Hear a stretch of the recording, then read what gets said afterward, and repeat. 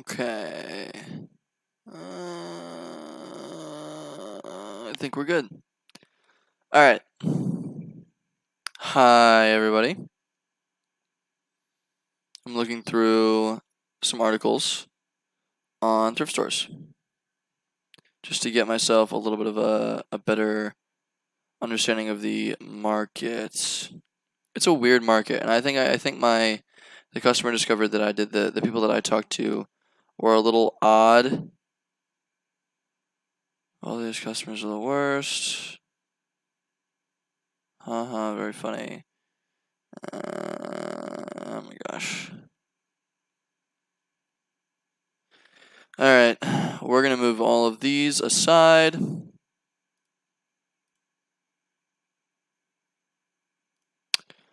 going to drop these down.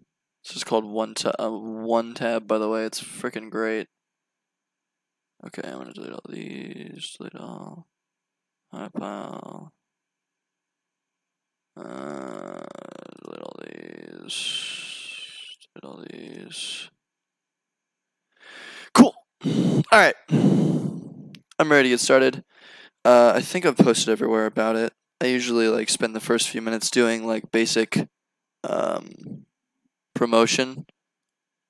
But actually, I'm gonna message Brady. I'm not gonna do it on stream, so I can't play Spotify. It pisses me off so much that I can't play Spotify on my streams. It's so frustrating.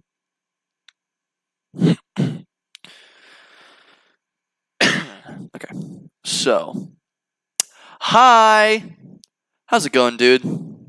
What's up? How you been? I'm assuming that's that's Joe. Huh? Why can't I what? Oh, Crypto Spider. Who's Crypto Spider? Why can't I what? Also, please. Oh, because Spotify is. So I can't play copyrighted songs while I'm streaming. But it's nice because so on my little thing I can if I'm watching a video here, you can hear the video. So if I played Spotify, you could hear Spotify, which would be awesome. Because we could have a little bit of a back tune to the frickin' stream, and that would be cute and sweet and smooth and nice. But we can't because I can't play copyrighted music. Otherwise, I'll get flagged by the algorithm. I've been busy too. I've been doing a lot of stuff with Moss Generation. Actually, let me edit this real quick. Moss Generation. Save. I've been doing a lot of crap. A lot of good things are happening though. I'm really happy with it. I'm very excited. I was gonna run an ad. I'll do that later. I'll run an ad separately. I'll leave your playlist for as long as you're on to stream should be fine. Yeah, I guess, but a lot of these streaming services now, like YouTube Live and I'm pretty sure Twitch Live, they'll listen in to the videos that you post and the videos that you're streaming and things like that with artificial intelligence, and it'll just it'll try to automatically pick out things that are playing things, and even if it doesn't what's up, Brady? How's it going? Trying to think of a cooler Twitch name. Well, if you make another account, you should also follow me. I think Crypto Spider sounds fun. What was I gonna say? I was gonna say something. I got distracted. Yeah, so they crawl YouTube and they crawl Twitch and they pick out things and they'll demonetize you, yes. But I'm pretty sure it also would drop you down in terms of viewership.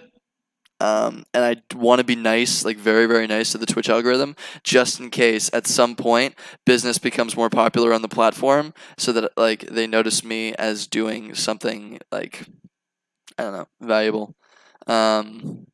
Crypto Dragon, Crypto Dragon was taken. Crypto Spider's chill. I like it. Maybe Crypto Wyvern, different name for a dragon. I don't know. I'm just trying to be creative. But yeah, so that's my theory, Joe. I'm not sure. Also, I need to send you a bunch of the streams. You're hosting me? How do you do that? What? Also, hi, Daniel. What the fuck is up, man? It's nice to see you here. You're hosting me? What does that mean? I don't know. I don't know what stuff means. I'm a newbie. I'm a noob. You could call me the noober. Okay. So this is other stuff I'm working on. We're good here. On the agenda today, I'm just going to pull up a little Grammarly doc. It means my view. Really? That's so cool. That's so interesting. You got to tell me how to do that so I can do that for you too. That would be awesome. That's such a cool thing. Crypto caribou. Ooh. Is it caribou? Isn't that game with the rubber balls and the, I don't know, whatever, man. I loved Caribou when I was younger. Such a good game. I don't know why it was so fun. They had like some treasure aspect to it. Okay, so I was talking to a guy, Todd Medema. He works at CMU. Exactly. Caribou will fuck you up. Like it was so good, especially when you were younger. Like I would love to make like some sort of a board game company or something like that. And I actually know a couple people doing it. I was talking to a guy named Todd Medema, I think a couple days ago, Thursday, I feel like, Thursday or Friday. I think it was Friday. I hopped on a call with him. And I was like, "What's up, dude?" Because we connected on LinkedIn. I thought I had heard about him before. He had done some stuff in the entrepreneurial industry, and he was just a generally chill guy. He works at CMU, which is the university I just graduated from. So I wanted to talk to him. We hopped on a call for maybe 15 minutes. It was a little awkward. It was very awkward. But such a wholesome man, so friendly. He's willing to give me an introduction to a venture capital company he worked with before, which is amazing. He's building. It's like the sweetest story. He's building a video game company or like an online offline is like Dungeons and Dragons, but like half online, half offline. Wholesome but awkward. I know, he's literally like the most approachable person. Anyway, he's building this little game company with his wife, and they're already profitable, and it's this sweet little like nerdy frickin' like D&D online mixed with like storytelling kind of thing. And I haven't checked it out yet, but I really want to check it out. But it's like the cutest story in the world. And he like offered me so many cool things, and like he's just and so I did a little bit of research on gaming PR for him because he's given me an introduction to a venture capitalist. He's willing to help me out with a bunch of other stuff, and he also knows some angel investors, so he might introduce me to them. I got to follow up with him. But because he was helping me so much, I spent like an hour at least trying to figure out more about gaming PR because he wanted to learn more about how to publish his video games. So they run ads and things like that, but they want to like do articles. Stuff is super cool, man. People are so awesome. Oh, also I have 8 viewers right now. That's amazing. People have been jumping on so much quicker lately, and it's so exciting. I'm really glad people like the streams. Wholesome but awkward. That's like what I aspire to be. Oh, just got a message. I'm gonna try not to show any messages from any of my social media on this stream this time because I always do it every single time. Oh, thank you, Brady. You invest $4. What do you need investment for?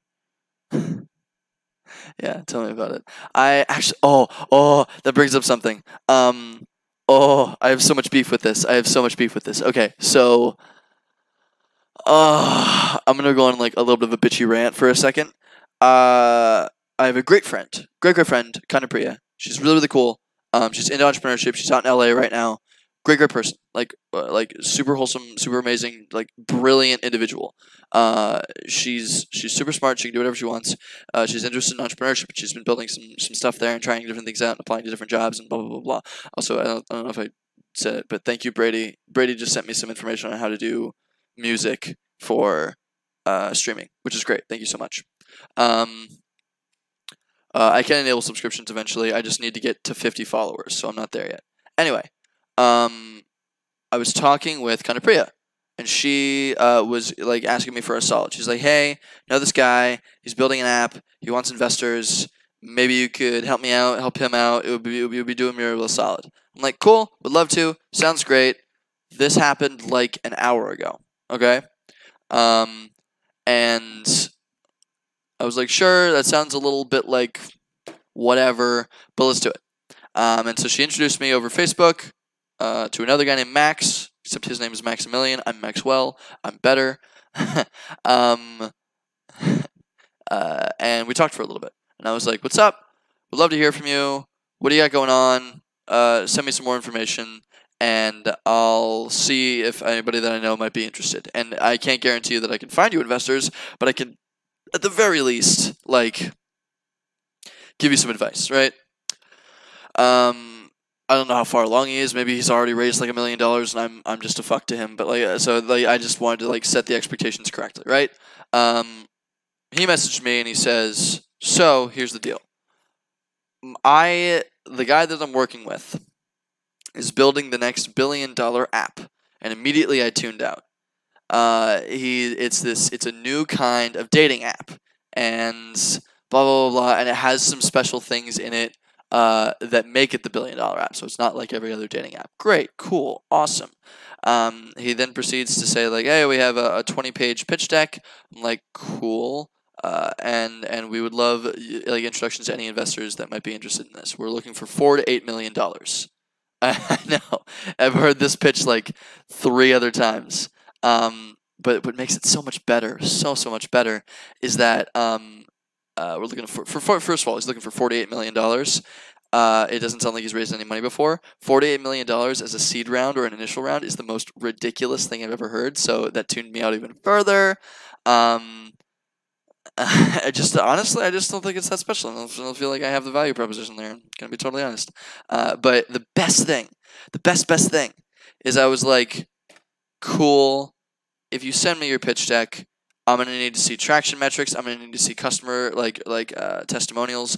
I'm gonna need to see like what you're gonna be doing with all that freaking money. Like what your target market is. All these different like pieces of information that are gonna make it more applicable. Because if I'm talking to investors, I can't just say, "Hey, I know this guy that's building a cool dating app." That's not gonna get them fired up, right? Like, I need to discuss every single piece of your business. And I'm actually going to text him back in 2 seconds saying I can't do something.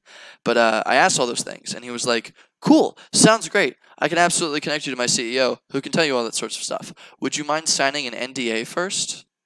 And I just, like, the NDA just, like, was the icing on top of the freaking cake. Like, it's the, if I'm going to be, like, first, if I'm an investor, right, and the investor has like probably the most ability out of anybody to go out and like do something with your freaking idea, in theory.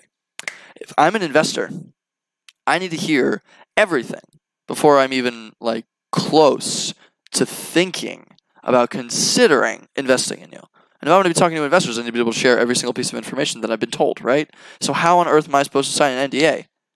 And I agreed at first. I was like, sure. I've never heard an investor that like it'd be serious about something if they ask for an NDA. I'm gonna go back and I'm gonna tell them like, dude, I can't sign your NDA because I have to discuss every little detail of your company if I'm gonna find investors. And I'm pretty sure you're not at the right stage, like, and you're asking for too much money. So I'm gonna, I feel like a little bit of an asshole saying that, but like, frick, man, it's yeah. Don't ask anybody to sign an NDA ever. So, thrift shops. We got, go over customer interview.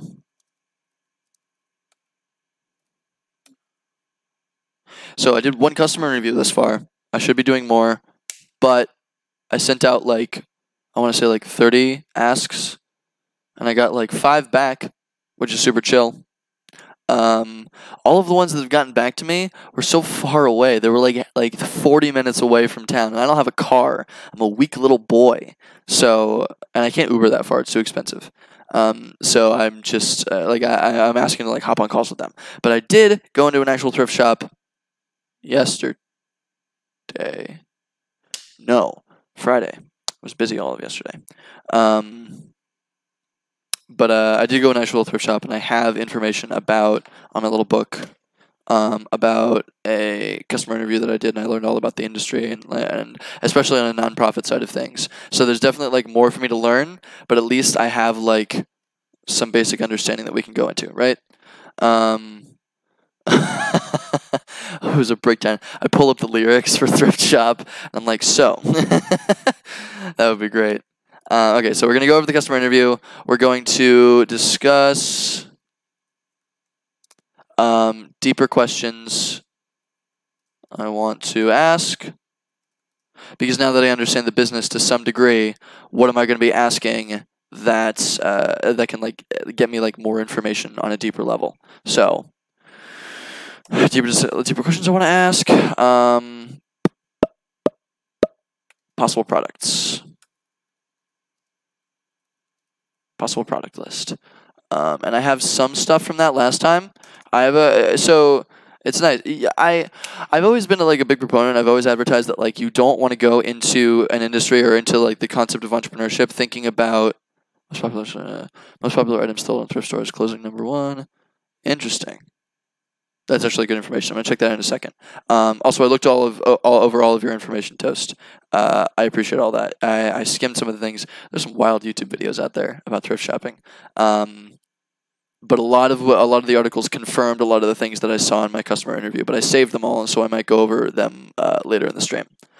Anyway, I'm a big proponent of when you're going into an industry to try to create a product or to try to do really anything, you don't go in with an idea. And you just go in with like looking for problems, right? That's what I did with the barbershop industry. That's what I'm trying to do here.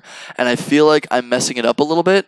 Like going in with an idea isn't that bad. I'll give you the example. On my last stream, I was looking into the thrift shop industry, and I was just doing some research on like, oh, what's going on?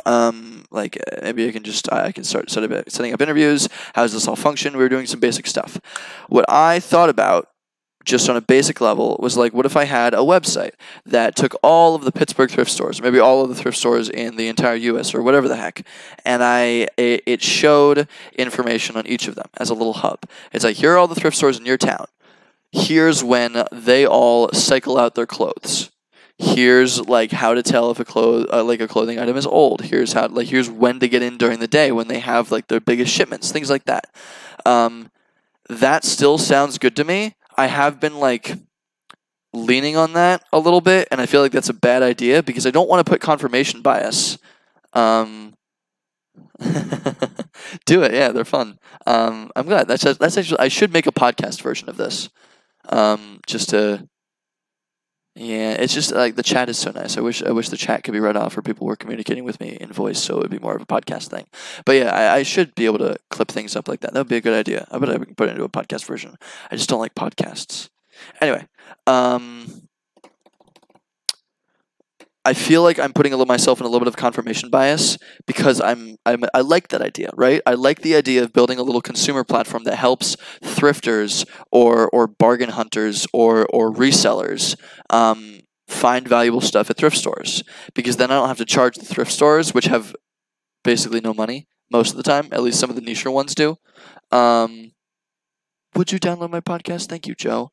So, but like I feel like I'm putting myself a little bit of bias on myself, right? So I want like the ideal. I want to go in completely agnostic to anything, and I just want to listen to ideas and like what their problems are.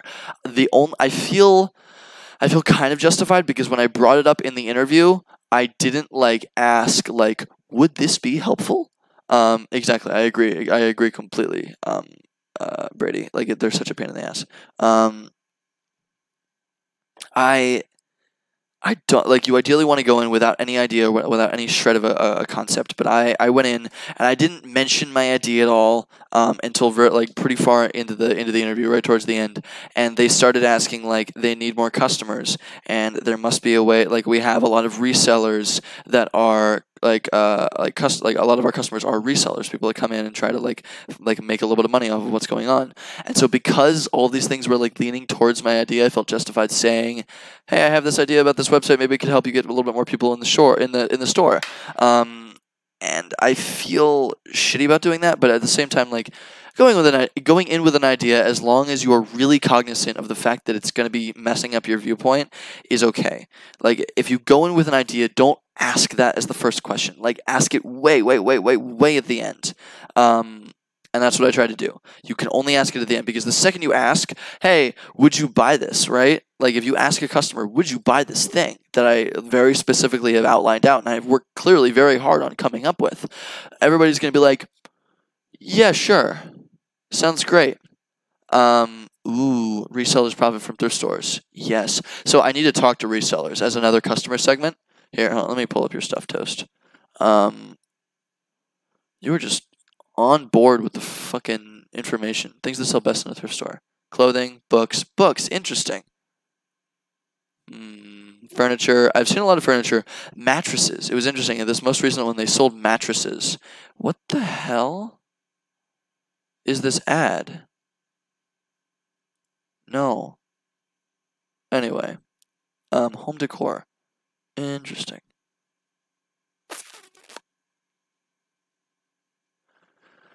Yeah, there's the resale industry is like 13 billion. It's huge. It's surprisingly big. 31% of the industry revenue. Clothing. Interesting. Okay. 34% use online bookstores. Interesting. This is cool. This is good information. I like this. I'm actually going to add this to something later. 26 common things thrift stores are making you flip money. This is good. We'll go into this later. No, it's not a used mattress. They were buying new mattresses from a really, really cheap producer that recycled mattresses, but it wasn't like oh, somebody else has slept on this. They like use the springs from old mattresses and they clean them and they put them through a chemical process and then they make new beds out of them. It's interesting. Yeah, no, you can't clean this easily, so that's why nobody wants to buy an old mattress. I agree completely, Brady. I need to talk to resellers if I'm going to go that route. I'm just trying to validate whether or not it's possible. What's up, Pretzel? Yeah, returns. Really? Oh. How do you know that? Where'd you hear that? That's interesting. That's really cool. I like that a lot. That's good information. Mattress companies send returns to thrift stores, on demand ones in particular. I need another Word document because I want to ideate more. There's a lot more. There's still so many ideas just in the thrift store industry. It is rife with problems, by the way. There is so much stuff to handle. It's insane. I talked to a really, really rundown one and an especially rundown one, but given what he was selling, he runs a chain of thrift stores I think there's 7 in town, and they're all based out of a church group. And he was telling me all about what all the issues have. He was giving me most of his examples with relation to that one, but he gave me a general rundown overall of all the thrift stores, which is really good advice. It does. Thrift store shoppers in tech seem small. I agree. I think thrift stores in general are low tech, very low tech. I'm not trying to create some wild piece of technology for them, right? I'm just trying to create something. I don't care if I have to make a better coat hanger, right? If I can sell them colored coat hangers, that's fine. Coat hangers for sorting, that's fine. Whatever, I don't care. I can just outsource those and I'll sell them to thrift shops in bulk. That works fine. That's actually a really good idea, and I'm going to get into why. Oh my gosh, okay. There's so much to investigate here. Holy frickin' hecky. Oh, I'm already tired. No, I'm not. Let's hustle. Okay. Thrift shops level 2. Thrift shops level 2.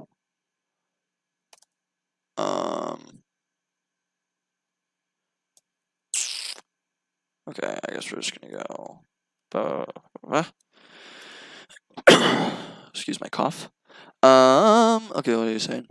Challenge uses the face is taking care of one problem at a time. Very important to get to market and then build on that success over time. So you're talking about when you're coming with a product, Brady? You have trouble focusing on one issue necessarily? And then Toast. During the second process, each mattress box string is pushed into a conveyor belt, specially designed saws cut away soft materials at the top and bottom, separating the polyurethane foam, confirmed with framework. Yeah, shredded and baled. I heard a lot about the baling process. The whole process takes 3 to 4 minutes per mattress. Interesting. That's very cool.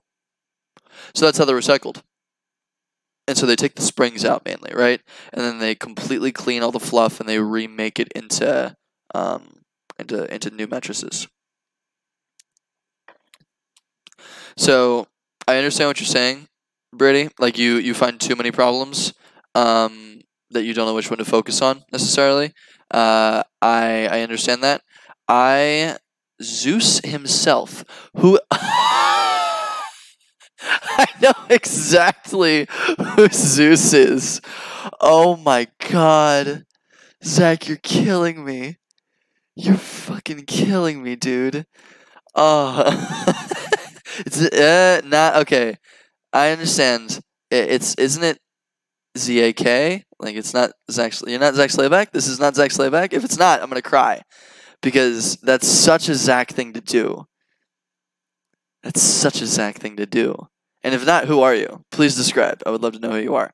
When I say customer interviews, yes, I do mean for customer discovery purposes. Who are you, Zeus? Then I would love to know. When you say customer, so I'm talking about going into a thrift shop. I'm doing an investigation into thrift shops in general to try to find problems, right? And I'm interviewing them as if they were my customer. So, like for customer discovery, exactly, yeah. And so I'm trying to find problems. I'm not saying like, would you buy my product? Because I don't have a product yet. I'm still trying to find a problem thick enough to dig my teeth into that I can actually solve, right?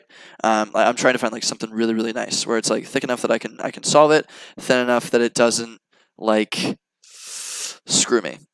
Just because it's exactly thick. Thick with 2 C's. Thick enough that I can do something about it and I can get paid for it. Thin enough. I don't know. 3 C's. 3 C's is a little bit much. I'm looking like slim thick.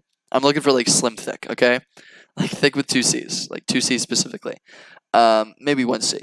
But so it's not big enough that I have to build like a massive tech product for it because I'm not trying to get into a startup here. I'm just trying to build like a little lifestyle business where I sell things just like on the fly, right? Like little things that I can handle and it doesn't take up a ton of my time and I don't have to hire. It's something I can handle on my own, right? And I don't have to build a code necessarily. I can use online platforms and different things. Take problems from Max and take his tea. Yeah, no, that's important, dude.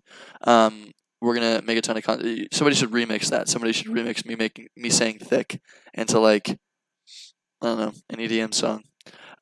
Anyway, so thrift shops level 2 ideas. Freaking, what was I talking about? I was saying they have a ridiculous amount of issues. Mattresses. So mattress recycling. So I bet recycled stuff in general. General is donated to thrift stores from larger orgs. Return. So if you return a mattress, they just sell it to a thrift store? That seems like such a big profit loss. But I guess if it's cheaper, then they donate it. That's wild. That's super wild. Really? I guess cheap ones are.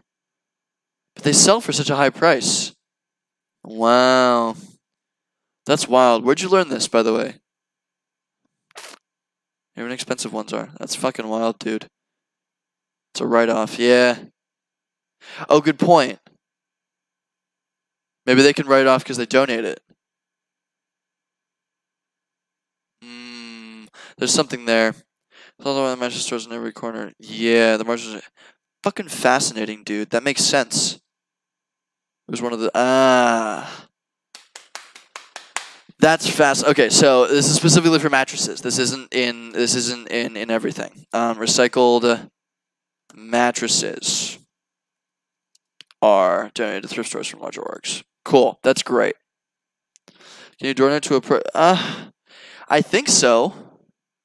Let's check that out. Let's look that up. Can you donate to a for-profit company?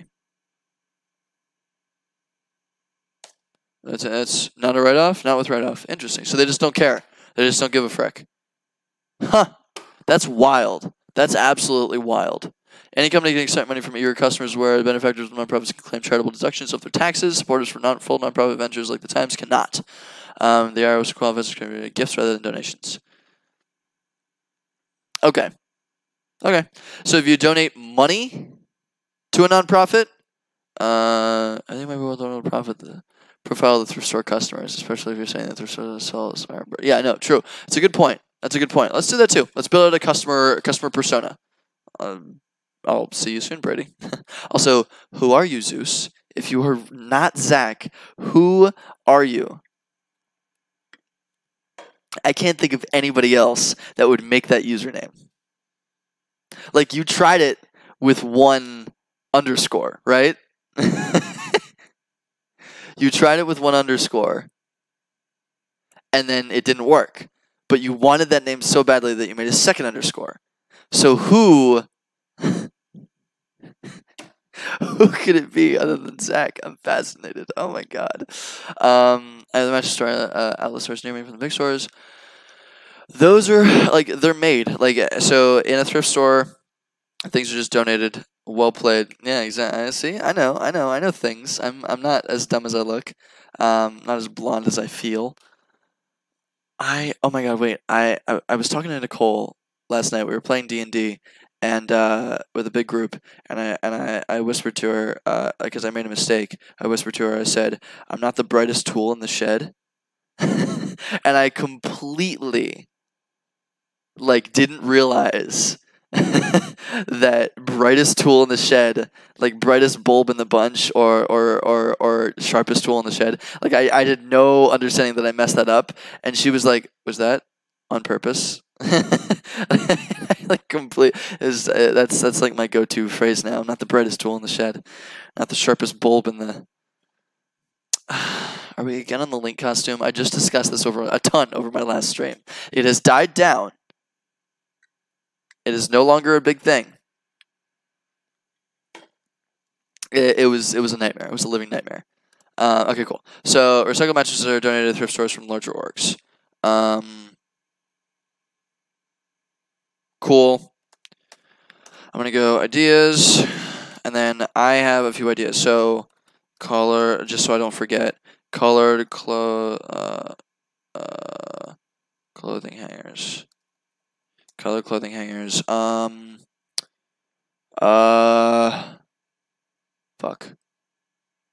What were we saying? Partnerships with orgs that don't like returns,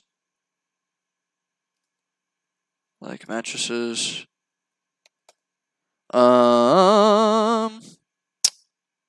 else? I had another idea. Shoot. Okay, I have a bunch of other ideas. We're gonna go through and we're gonna do. But one thing I need to do is I need to do customer persona. Customer persona is, and then this is for resellers.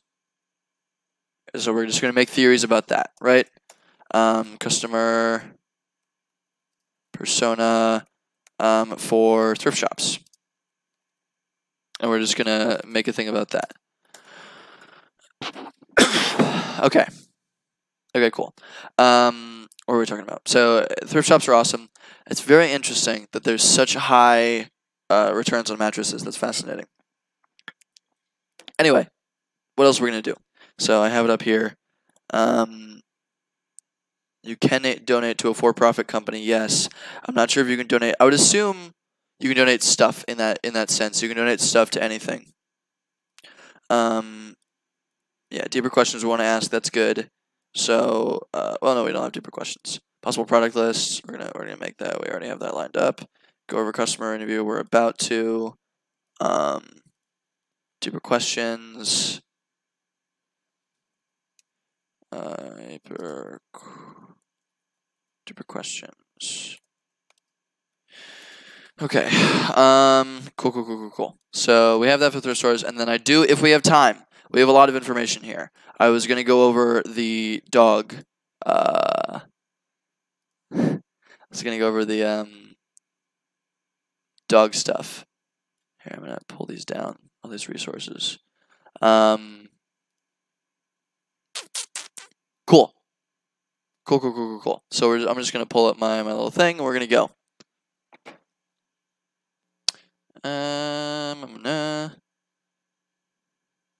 Okay, so here's what I learned. I have like 7 pages full of stuff. Start from the beginning. His name was Ricardo. He runs a local group. I'm gonna go over just to make sure that we have everything. I'm gonna go over. Also, can I pin this? Pin to taskbar. Yeah. I'm gonna go over what he runs. Right. So he runs. Here, let me check my Gmail just to make sure that I have everything. This is my wrong Gmail. That's really annoying. I still have my default Gmail as my student Gmail, and that's a bad idea because it's gonna like die real soon. Yay! Thank you, Crypto Spider. Ricardo, SVD Pit. He runs. What is it? What is it? What is it? What is it? What is it? Good morning, Max. Owners, I'm the guy calls the shots. Boss of the board of directors. Sounds like the owner to me. Here. Here's the information. So he runs a whole chain in Pittsburgh. It's the Society of St. Vincent de Paul Council of Pittsburgh. They are under a church. So they're under this St. Vincent de Paul church in Pittsburgh. They have 1, 2, 3, 4, 5, 6. So they have 6 stores all around. They are run by a church group. They have thrift stores, butler, blah, blah, blah, all around. Yeah. Sales in our stores help cover the cost of food vouchers and things and people in need. So they are a nonprofit. So they have a little bit of a different model. They're not doing it to make money. Their goal is basically to put all of their profits towards helping people, right? And so they have donated, I think like last year they donated like $900,000 overall to helping people in Pittsburgh that can't pay rent or that are getting back on their feet, things like that. And they're generally just there to help the community, which is amazing. Really, really cool people, really, really wholesome initiative. They've been running for a while. And with $900,000, like you've helped a ton of people. So it was really exciting to see. You've helped hundreds of people, which is amazing. So, but he ran all 6 stores. Cool. And he had relationships with all 6 stores, and he understood like everything. He usually goes into different stores and acts to the managers there, but he runs all of those, and so he gave me some really, really good information because he does all the reselling. They have really, really basic, like the immediate things that I noticed is they have really, really basic monetization. Like the stuff they sell for, if it looks like a nice piece of clothing, or it's like let's say it's a shirt. It's a shirt with like long sleeves, they charge $4.50. If it's a shirt with medium sleeves, they charge $3.50. If it's a shirt with short sleeves, they charge $3. Like they do no research into the value of the stuff that they're selling, into the brands, into anything like that. And it might be helpful to them to know that because they mentioned they might want to do that. So hold the heck on. Brand list to help identify costs of clothes, right? Yeah. How about identify costs of clothes? That sounds good to me. Because they do no research into that. Ricardo mentioned that he might want to do stuff like that, and it was really interesting. But overall, there was so many problems. So let's get right into it. They work through donations. So they work through donations. All of their clothes are through donations, and if there are too many donations at one store and they can't handle it all over there, sometimes they'll bring it over to another store, but that costs money in terms of drivers, and drivers are paid like $15 an hour. They're usually paid like $25 an hour, but now they're paid $15 an hour just for gas money and all these different things. So that was interesting. But they have trouble with donations. That store in general does have trouble with donations. The places they get the donations from are A, donation drives. 2, through their website, so they advertise through their website, and then people can go and donate directly. Through social media, so they'll say like, hey, we need more stuff. If you have anything that you might want to throw away or that you're not using, we would love to have it. And then the churches, so all of the St. Vincent de Paul churches in Pittsburgh, they have bins outside, little blue bins, little blue donation bins. And people are encouraged while they're at church and while there are church events and things like that to go and put stuff that they don't need in there, right? So that's where all their donations come from. They are all charitable donations. Nobody like gets paid for it or anything like that.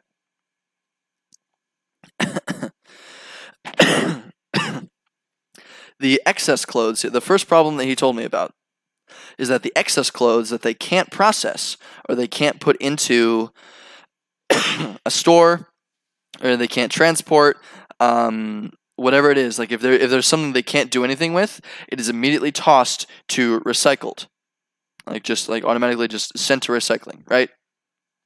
And that is a problem for them because an enormous amount of clothes are just recycled and aren't donated and aren't used once they go through the donation process, because they are sent to a big recycling shop and they are blocked into what he called bales. I think somebody else mentioned that before.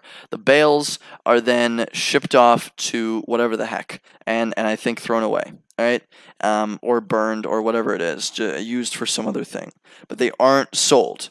And so there's a lot of stuff that's being missed out. There's a lot of inventory that they can't handle. So maybe they need help with supply chain. Help to mitigate recycling. Awesome. What else? That's good. And a lot of high quality items are thrown away during that process, and that they miss out on a lot of that. So they have it. This is where it's interesting. This is really interesting to me. They have a tagging system for donations, right? It was only in the past 6 months that they got this little tagging machine. They had so few of this, and this is indicative of how little money they have to spend, because they give it all away and they help other people. They are a nonprofit organization, and they have a tagging system. It's basically 2 little blocks, and you go and you press a couple little buttons. It's a super easy user interface. You press a couple little buttons, and it'll print out however many tags you need, right? That's cool. Yeehaw. And it prints out those tags based on the item of clothing. So it's like long sleeve shirt. It prints out a little barcode with the pricing on it, okay? And it puts the pricing on the back and it color codes it. So you'll be able to print out like 20 yellow tags for long sleeve shirts, and you put it all these you go through the donations and you find 20 long sleeve shirts. You plug in a little order and it prints all those tags out, right? So they have a little tagging system. That's been enormously helpful for them because now they know how many items are being donated, how many items they're putting on the shelf, etc. Right? That's cool. They have people in the back doing the processing. So they have an individual, either somebody donating their time, so a volunteer, or an employee who they pay. And they have basically a 100-piece minimum in 65 minutes. So every hour you have to process 100 items at least. But you should be doing way more, and it would be amazingly helpful to them if you did way more, and you are paid more on based on how many items you process. And processing means you pull it out of the donation bin once it's shipped in. You pull it out of the donation bin, you slap a tag on it based on what it is, and you ship it out, right? And you put it on the rack for people to put out. So they have processing. That's basically the process. It's an unbelievably simple business. Donations come in. They are filtered based on the type of garment that they are, and then they are put onto the racks. And then people go and they buy them, and it automatically tells how much this is. They used to handwrite the tags.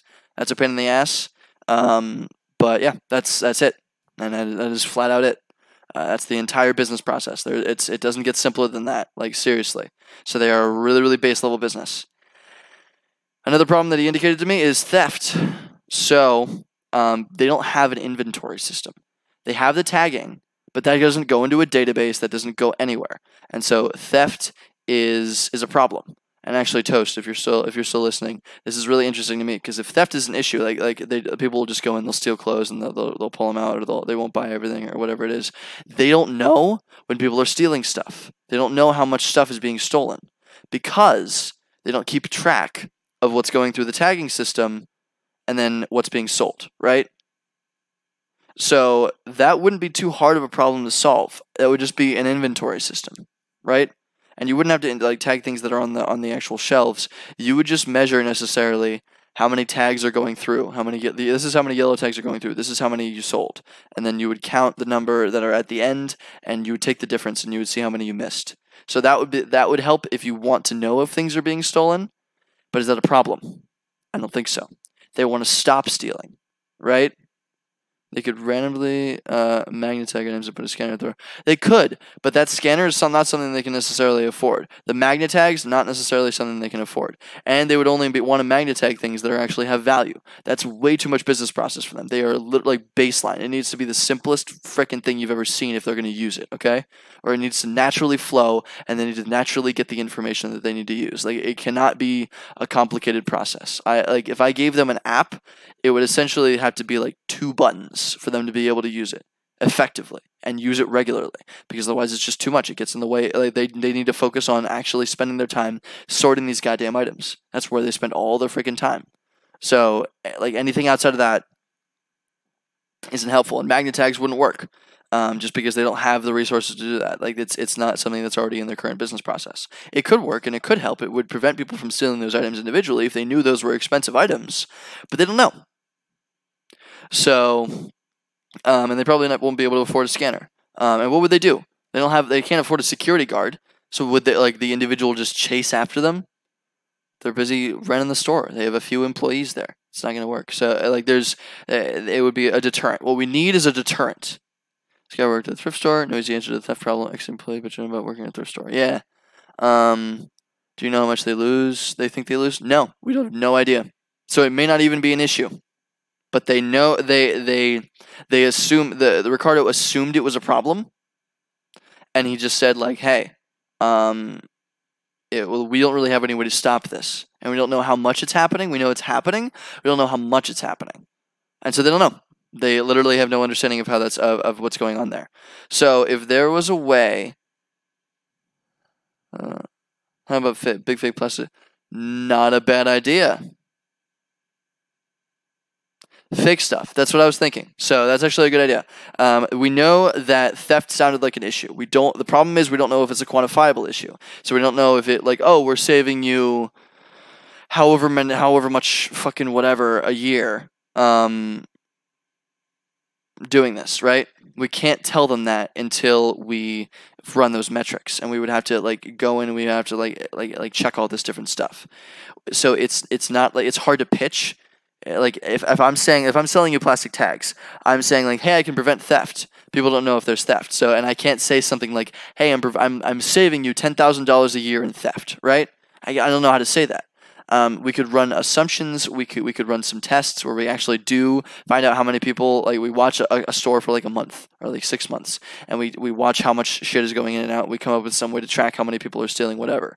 We could do that, and then we can make assumptions like, did you know thrift stores, on average, lose $10,000 per year in theft? We can prevent that by 95% with our fake little plastic tags. It works. It's just tougher because we can't quantify it yet, but it's still a great fucking idea. And we're not going to be doing something that actually tracks what's going on, because it's not going to help. If somebody has something and they run off with it, like, what the fuck are they going to do? They're busy running the store.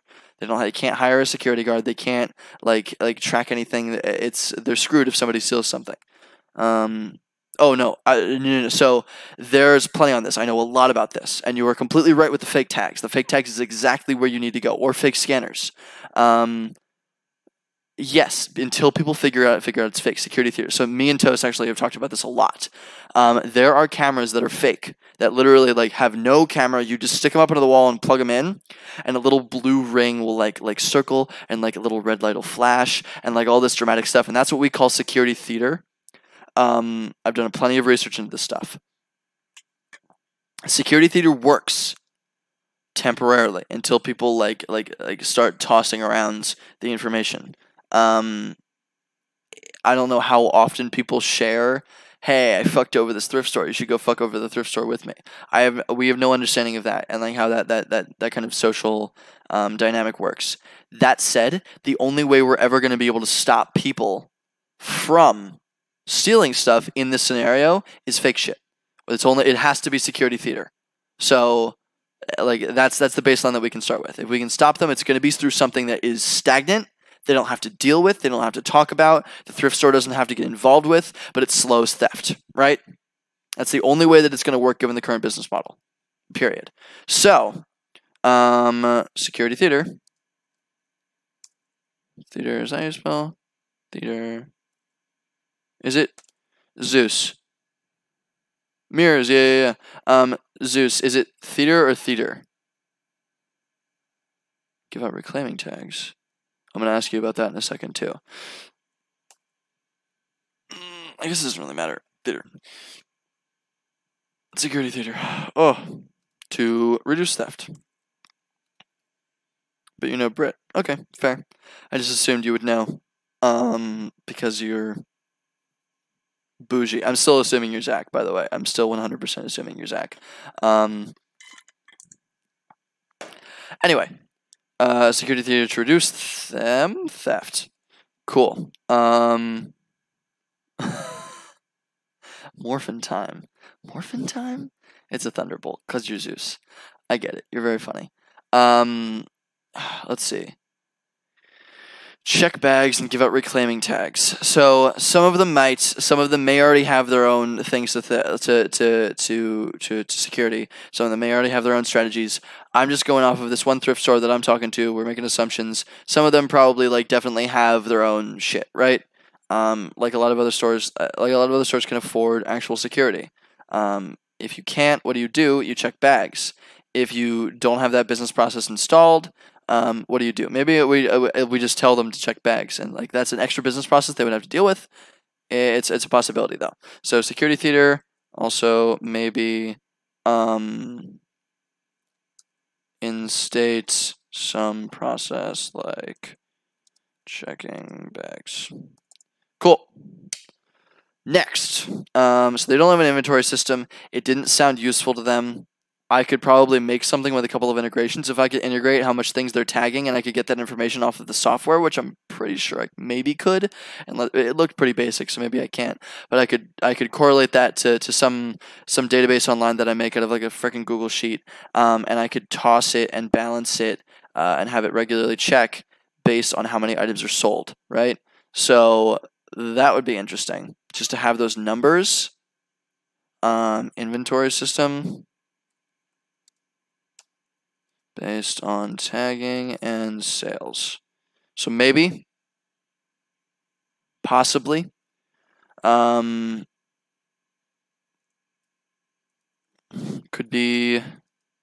not be valuable. Might not be valuable because they really didn't seem to care. Only reason it would be useful to care is if we're detecting theft. So that's cool. They cycle. This is where it gets interesting. So they cycle every 3 weeks and remove things based on 4 colors. And that triggers on Monday of every week. So Monday of a week when people come in, they look and the employees check for red tags, right? Because 4 weeks ago, they only put red tags up, right? Let me start a little bit further back. They walk in, when they get the donations, they tag them with a certain color based on the week, right? And if it's this week, it's green. It wouldn't be that bad, I don't think. Like, just like if I can just track, maybe you're right. Yeah, I might get fucked on that. So it might be tougher than I think to actually build an inventory system. But at least they have an input and an output, right? Hi, Joe. How do customers find about thrift stores? Word of mouth, advertising, online search. Online search and a little bit of advertising. I'll get into that too, because I was curious about the advertising. So that comes a little bit later though. The way they cycle the inventory is they like this is week 3 of the month, right? This is week 3 of the month, like the 3rd week of the month. So I will tag everything if I'm putting things on the racks with green. I print out green tags only, that way, and then next week it's yellow, and then next week it's blue, and then the week after that it's red. And as I'm putting the red tags on, I take off the green tags from 4 weeks ago, right? That's how they make sure they keep all of their inventory fresh, quote unquote. So every week on Monday, they start to cycle out stuff. That takes a few days. That's how they did it there. So Python scripts that are pretty big. The system injects on customers to be able to support the added functionality. It's true, yes. The actual tracking isn't the hard part. It's just if it can give me the outputs and inputs. I agree completely, Brady. But anyway, so that's how they do their cycling. That's how they do their tracking of keeping things fresh, quote unquote, right? So every Monday, every Tuesday, they recycle stuff and they pull all the old stuff that everybody didn't like for 3 weeks off. which is interesting. So that's useful information to know for the reseller, right? Kind of, because now they know what items are the most valuable, or at least the newest. Yeah, I would. We could do that. I would have to set up those meetings and really, really coordinate it perfectly, and that's actually really, really hard to do. It's not so much about like driving around to thrift stores. Actually, I got a meeting with a thrift store, and you're really close to me. I'll do fine. I'm mostly just calling people. It's less about understanding the actual businesses. I don't need to drive into the thrift stores. I just need to hop on calls with them now. I might go into a few more, but mostly it's just hopping on calls. I'm visited a really low end one, and I'm gonna visit really like a pretty high end one, which is really close to me, called Avalon Exchange, and then I'll get a pretty like solid understanding of like both, right? So because I don't think they do donations, I think Avalon's Exchange is a for profit, like a Buffalo Exchange, whereas the one that I went to was a nonprofit, like a Goodwill.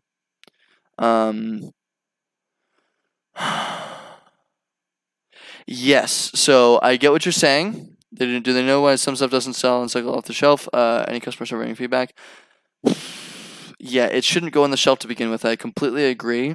It's just like,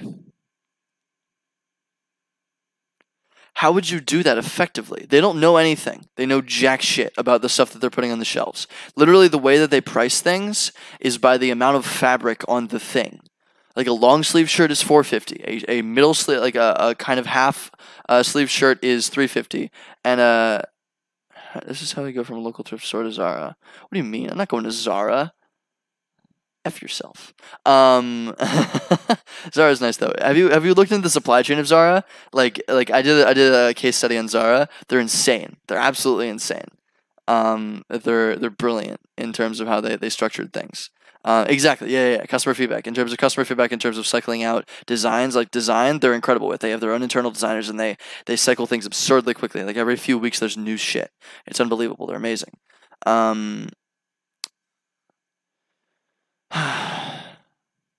If it didn't happen, there wouldn't be a sub. Wouldn't there be? If it didn't happen, there wouldn't be a subreddit about it. Yes, no. People do find some crazy cheap stuff. I've found crazy cheap stuff at thrift stores. I've found really, really nice clothes for like $10 at a really at shitty little thrift stores and at Goodwills and stuff like that. It's fun. It's a lot of fun. It's a subculture. There's subreddits around it. It's awesome. And subreddits actually would be I thought so. Yeah. All right, I did the same case study. Yeah, that's why you know. It's like the first case study that I did in business school. It's really fascinating. Who are you? You have to be Zach. You have to be. I'm so frustrated. Now we have two people in the chat that I don't know about. I don't know who 69 Pretzel 69 is, and I don't know who. Oh, I'll see you in a second, Daniel. And I don't know who Zeus is. This is killing me. I want to die. Please. And Joe's gonna make fun of me because apparently I say I want to die like on the regular. Anyway, I need more water. Okay, so they cycle over 3 weeks, and that's how they tell. So a cycling system makes sense. So new connection via LinkedIn, someone is a lot with thrift stores. Perfect. That would be great. Please send me that. I would love to talk to them. Heck, man, this is weird. So that's why I said colored clothing hangers, right? Because if I can help them and they don't have to like print out tags and stuff like that, then maybe it's just like an automatic thing, and they just use coat hangers for like, oh, you can tell because the coat hangers are red that you need to take all those off, right? Maybe that's a little easier, and they don't have to check the tags, and it's simpler for them. Maybe that's easier. Maybe they would buy colored coat hangers. How much can I buy coat hangers for on like wholesale? Wholesale coat hangers, colored. Wholesale colored coat hangers. Case of 72 tubular coat hangers. IKEA mixed coat hangers, assorted colors. An 8-pack. This is so cute. This is so fucking cute. Let's see. Wholesale colorful clothes hangers by cheap colorful. Whoo! Per piece? What? What is this? No customer targeting thrift store. Yeah, no, it's the Stone Age, dude. It's straight up the Stone Age. AliExpress, maybe. Oh my god, they have. What is this? That makes me want to puke. Thank you, Brady. I super appreciate that. That's awesome. Okay, this isn't helping. This is actually the nicest. Ooh, this is 72 for $20. So how much is that? 72 for 20. That's like no, it's 20 over 72. I'm a dumb fool.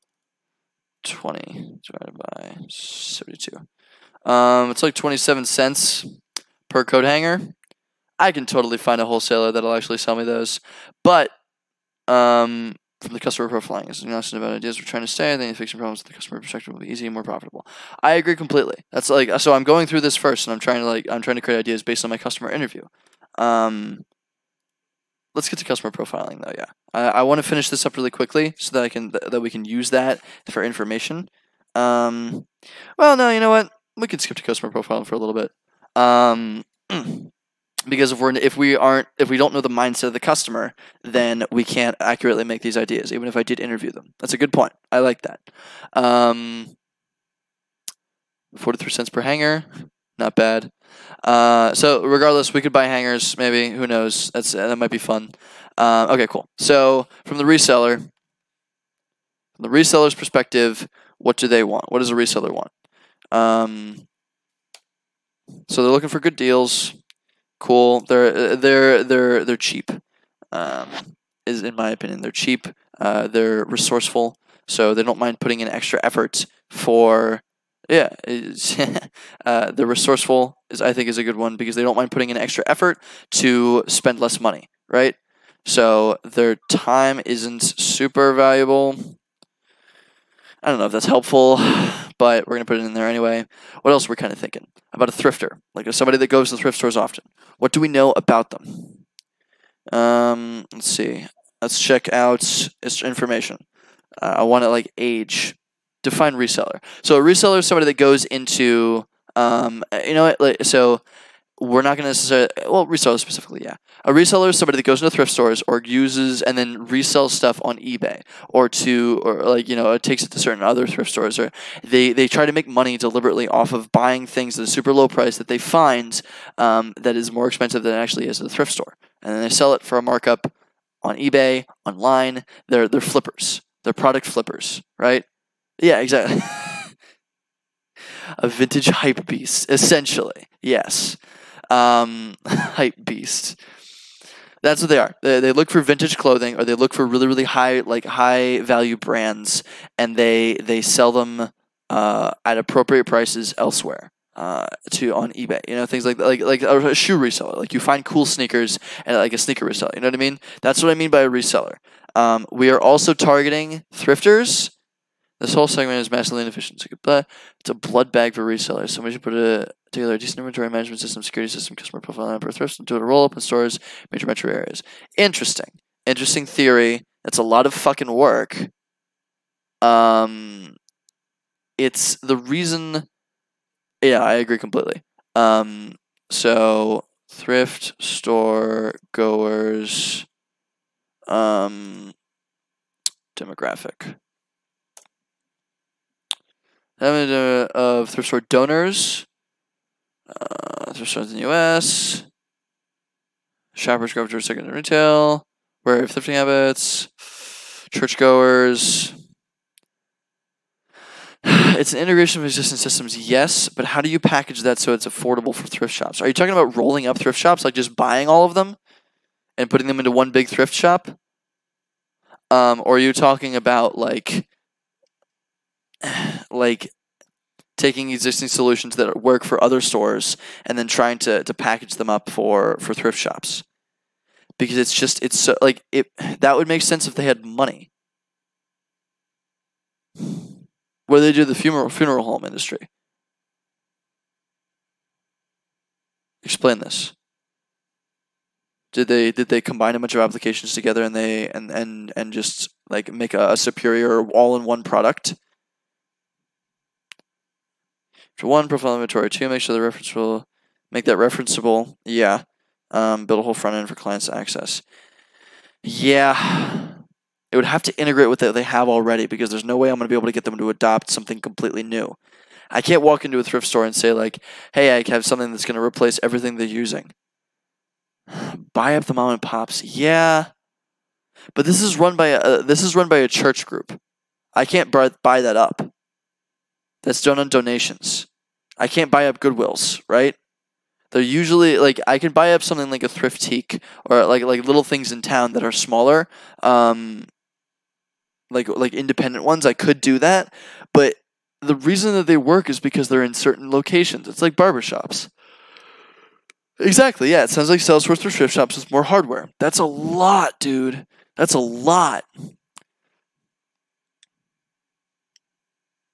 What's your hunch, Zeus? Lay it on me. In the meantime, I'm gonna keep modern detective outfit. Demographics of thrift store donors. And thrift store shoppers. Hey! Cool. Oh, this is a study. Oh.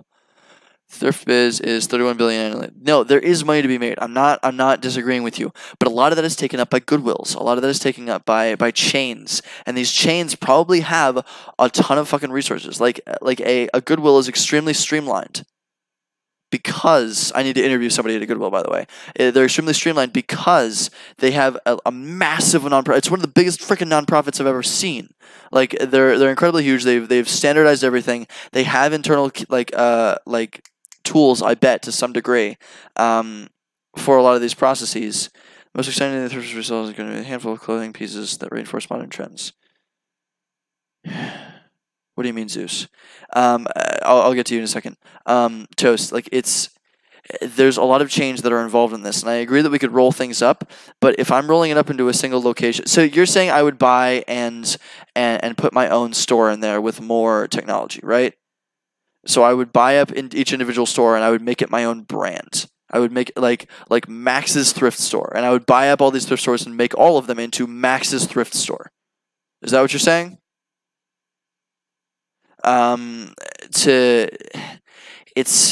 Yeah, you could, but you can do that with any business, can't you?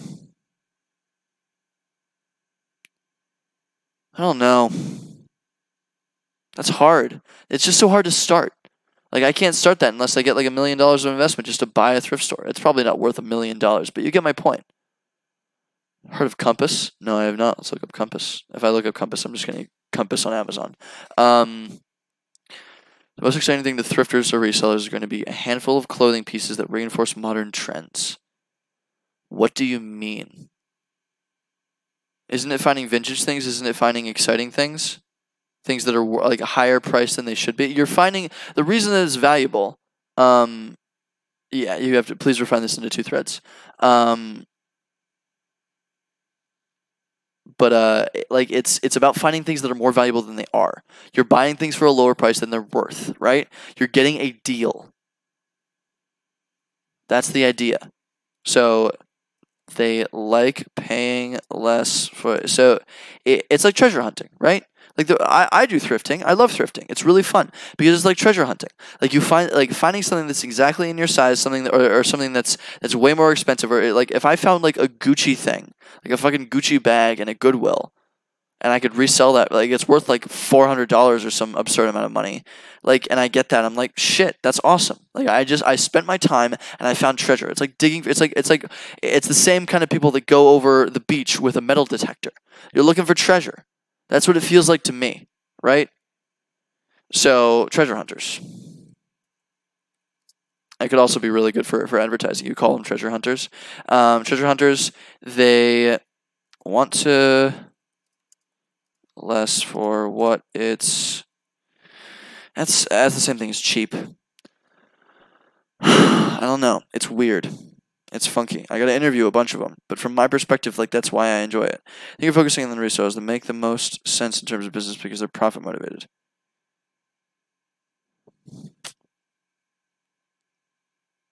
I agree.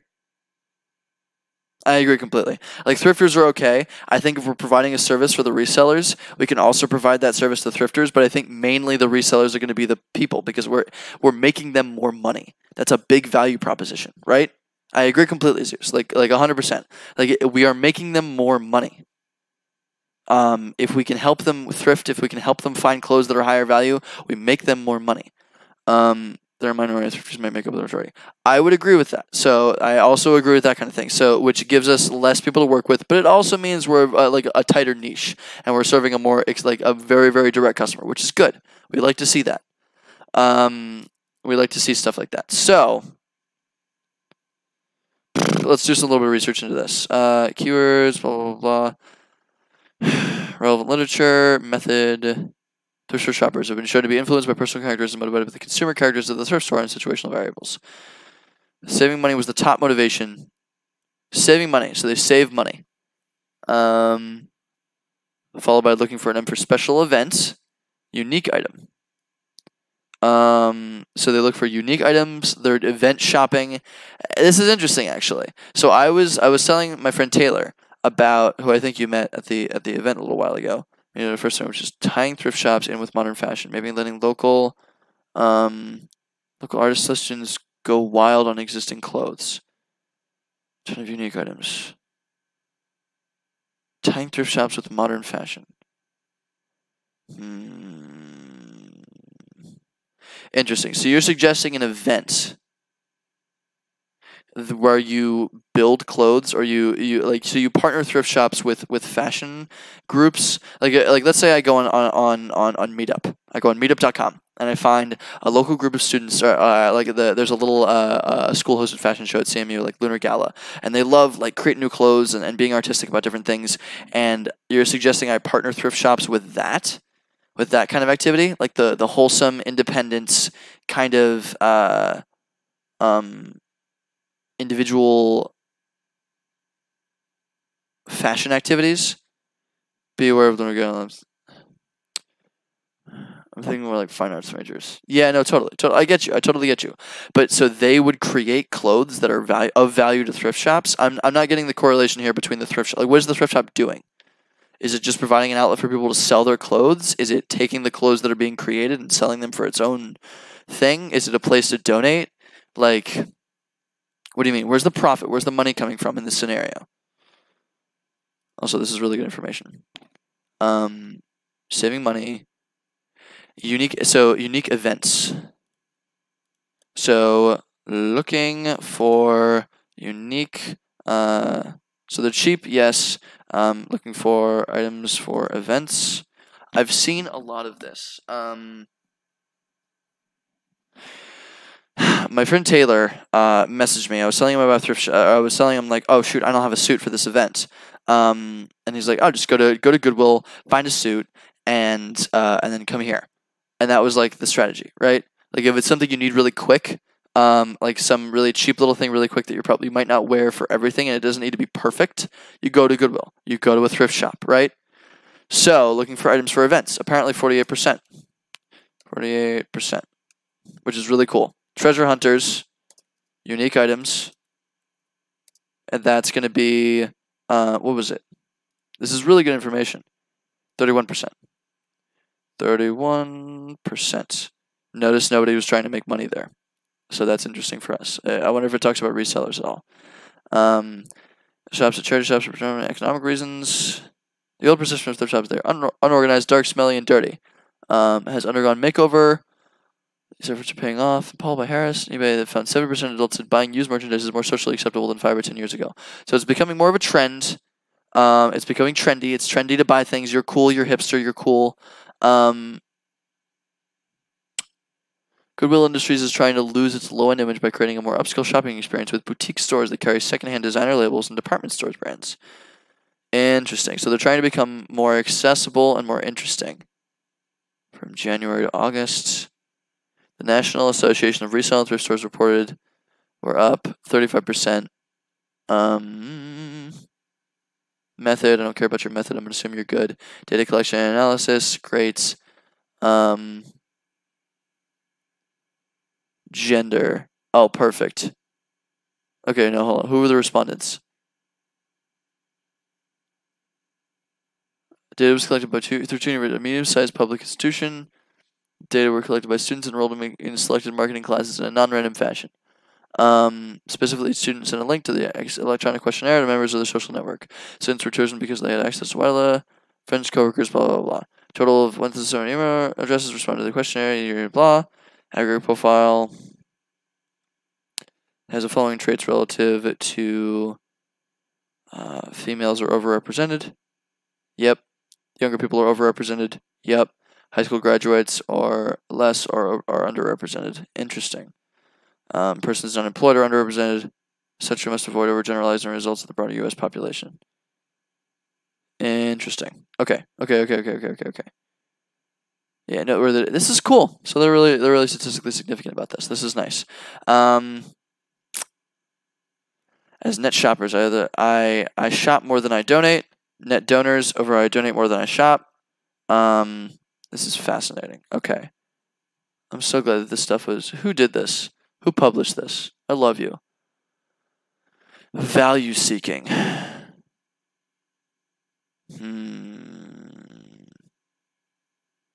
Wow, okay, this is too much for me.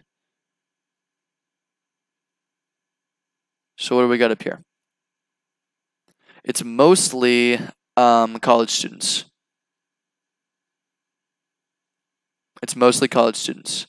College and high school students. Yeah, it's mostly college and high school students that are doing this. So we have mostly college and high school students, shoppers.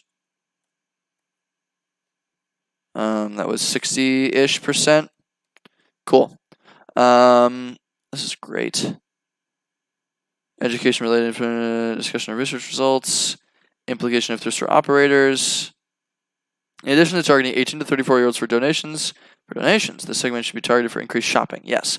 So 18 to 34 years old. 18 to 34 years old donators and shoppers. Perfect. So this is really cool. This is really cool. All right, I think we're good with this. I think we are good with that. So let's keep going over this. Okay. So they have little reward systems for their team. If your store is doing really well, you get paid a little bit more. If you're an individual who's processing a ton more, you get paid a little bit more. So they have little reward systems to make sure people are processing more things.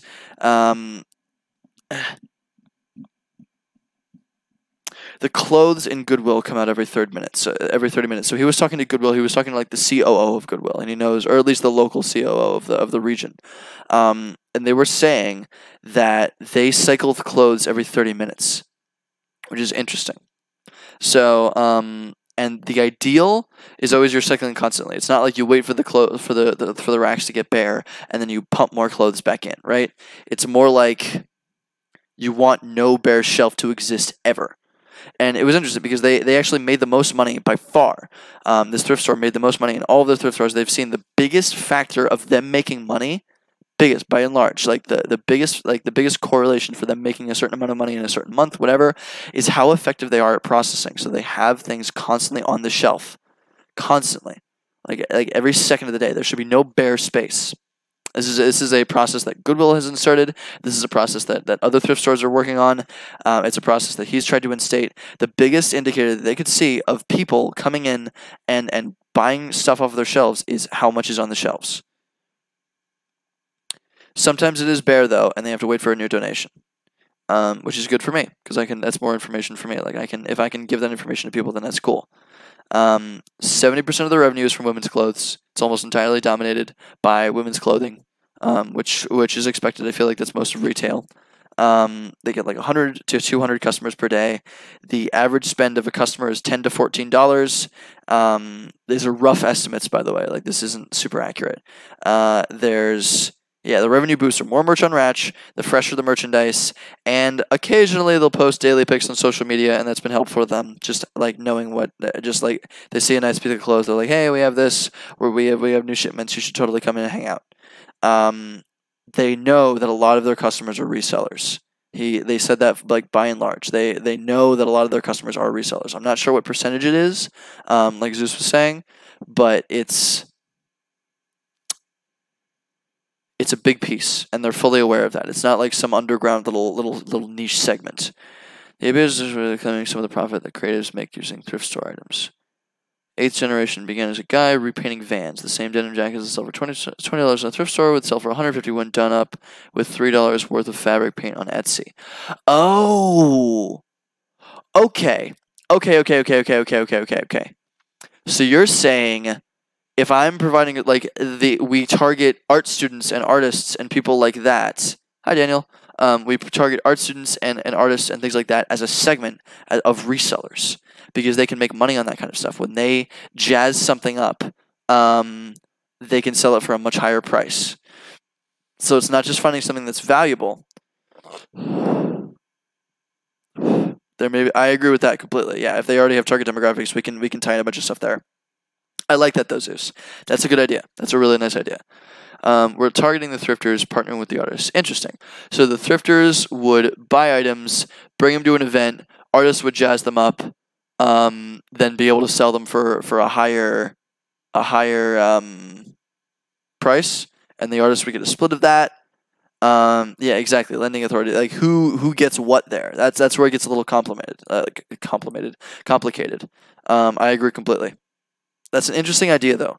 So the artist segment is another segment. So artists that sell clothes they've jazzed up.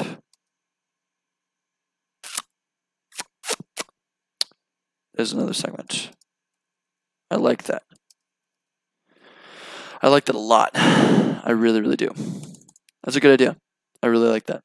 Okay, cool. So more going through this. I feel like artists in that case are a part of the thrifting demographic more than anything else. So I would have to talk to artists. I don't fucking know. I do not know. I'm not gonna pretend I can know. I think you get totally, dude, 100%. Get the Carnegie Museum to sponsor that kind of thing. So thrifters bring in items, or I try to like pair people up. It could be, let's say I make an application that helps resellers find cool stuff at thrift stores, right? Let's say I do something like that.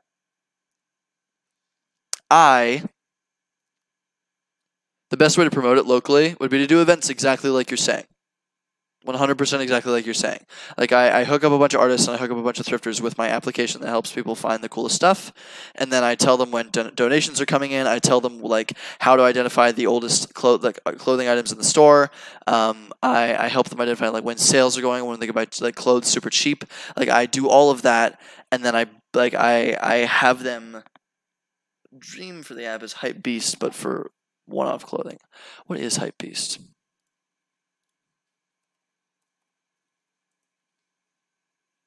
Driving culture forward. Oh no. Whoo. Oh. So it's a news outlet. I get what you're saying. Yeah, kind of. Kind of. So it's not a news outlet. Yeah. So you're selling stuff. You're selling items. And you're getting... Here, let's check the fashion session. Dapper Dan's multi-million-dollar Gucci... Oh man, what is this? What's going on? Mastermind in Japan, release all black capsule edition. Oh. Yeah, so they get affiliate sales for this, right? They get like a stupid amount of affiliate sales for this. This is an affiliate play. Yep.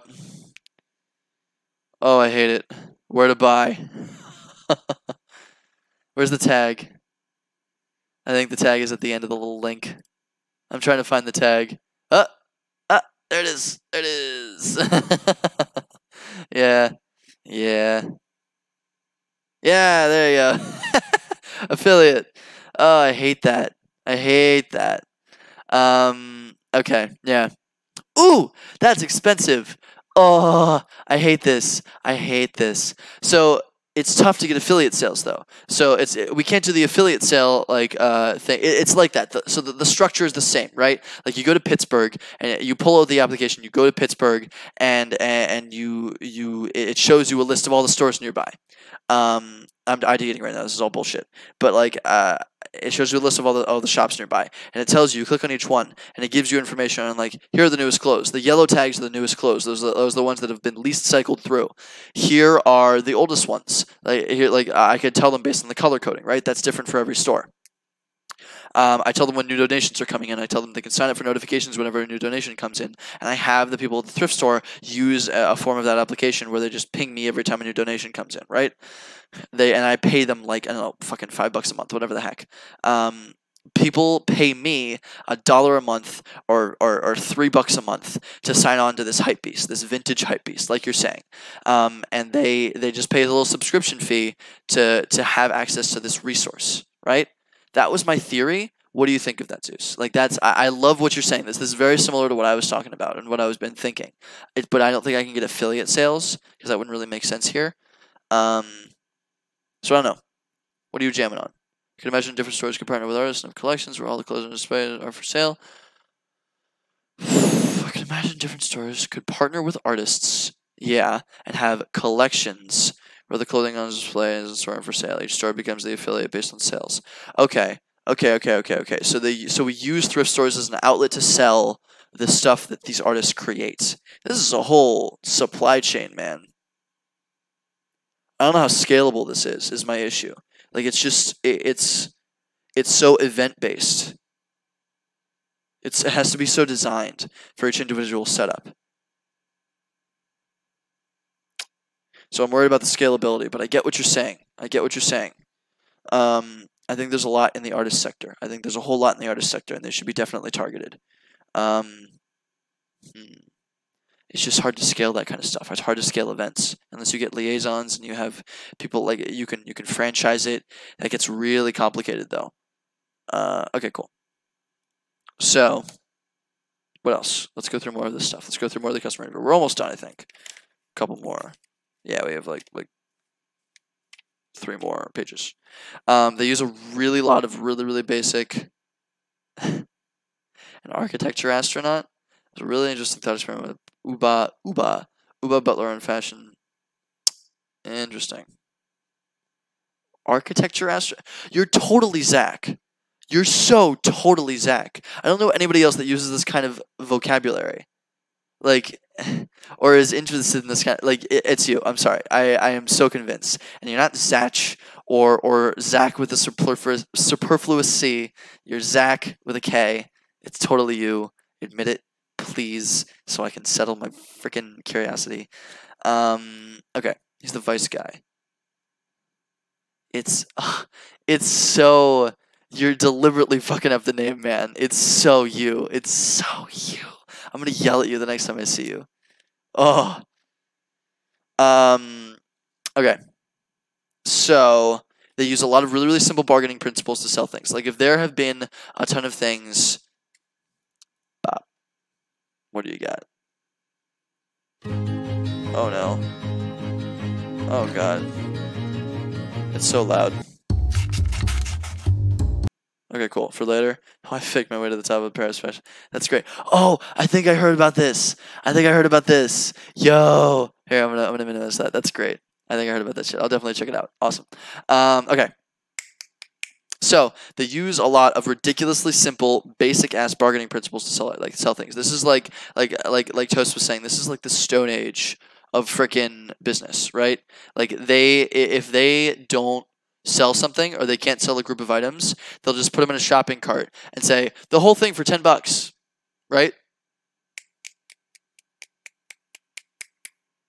That's just it's so simple. Like the stuff that they're using in terms of business principles are really basic. There's no fancy advertising. There's no like I know Goodwill does like green items are like this much off and like this week this stuff is off, and that's just the same coloring tactic. I'm starting to realize now it's just the same coloring tactic. So they're trying to sell things that are too old so they can make some level of profit off of it, right?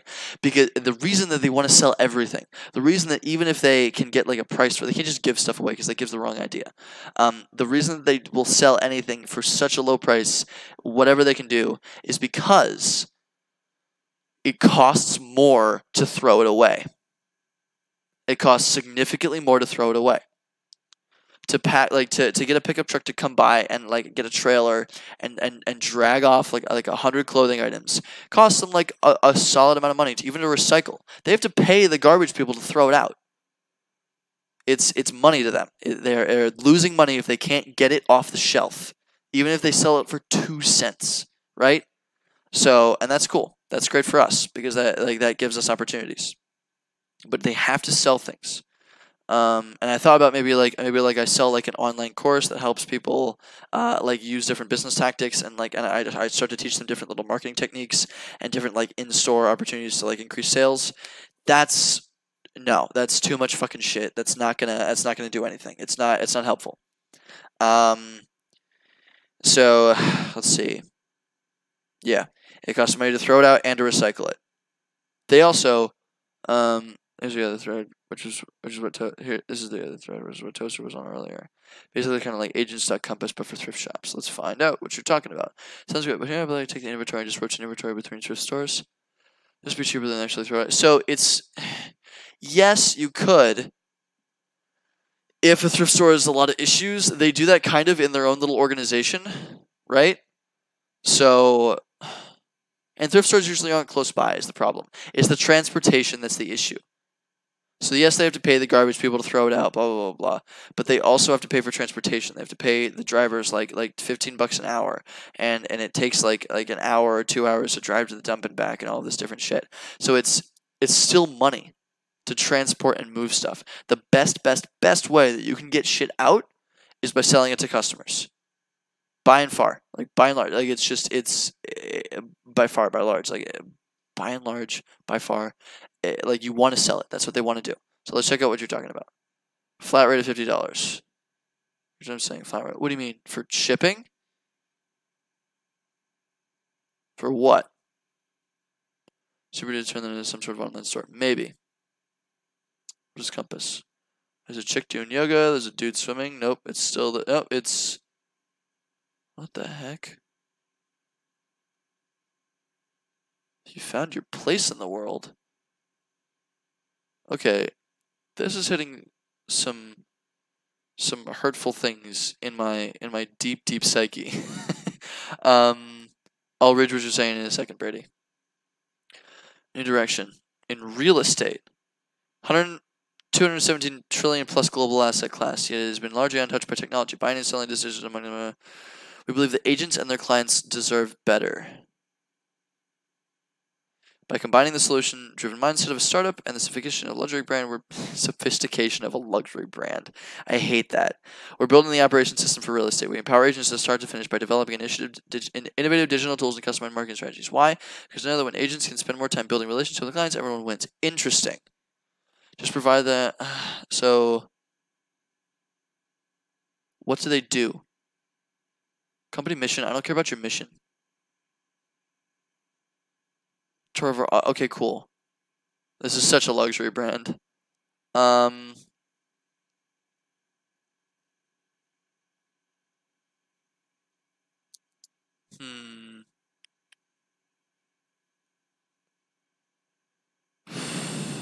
Interesting.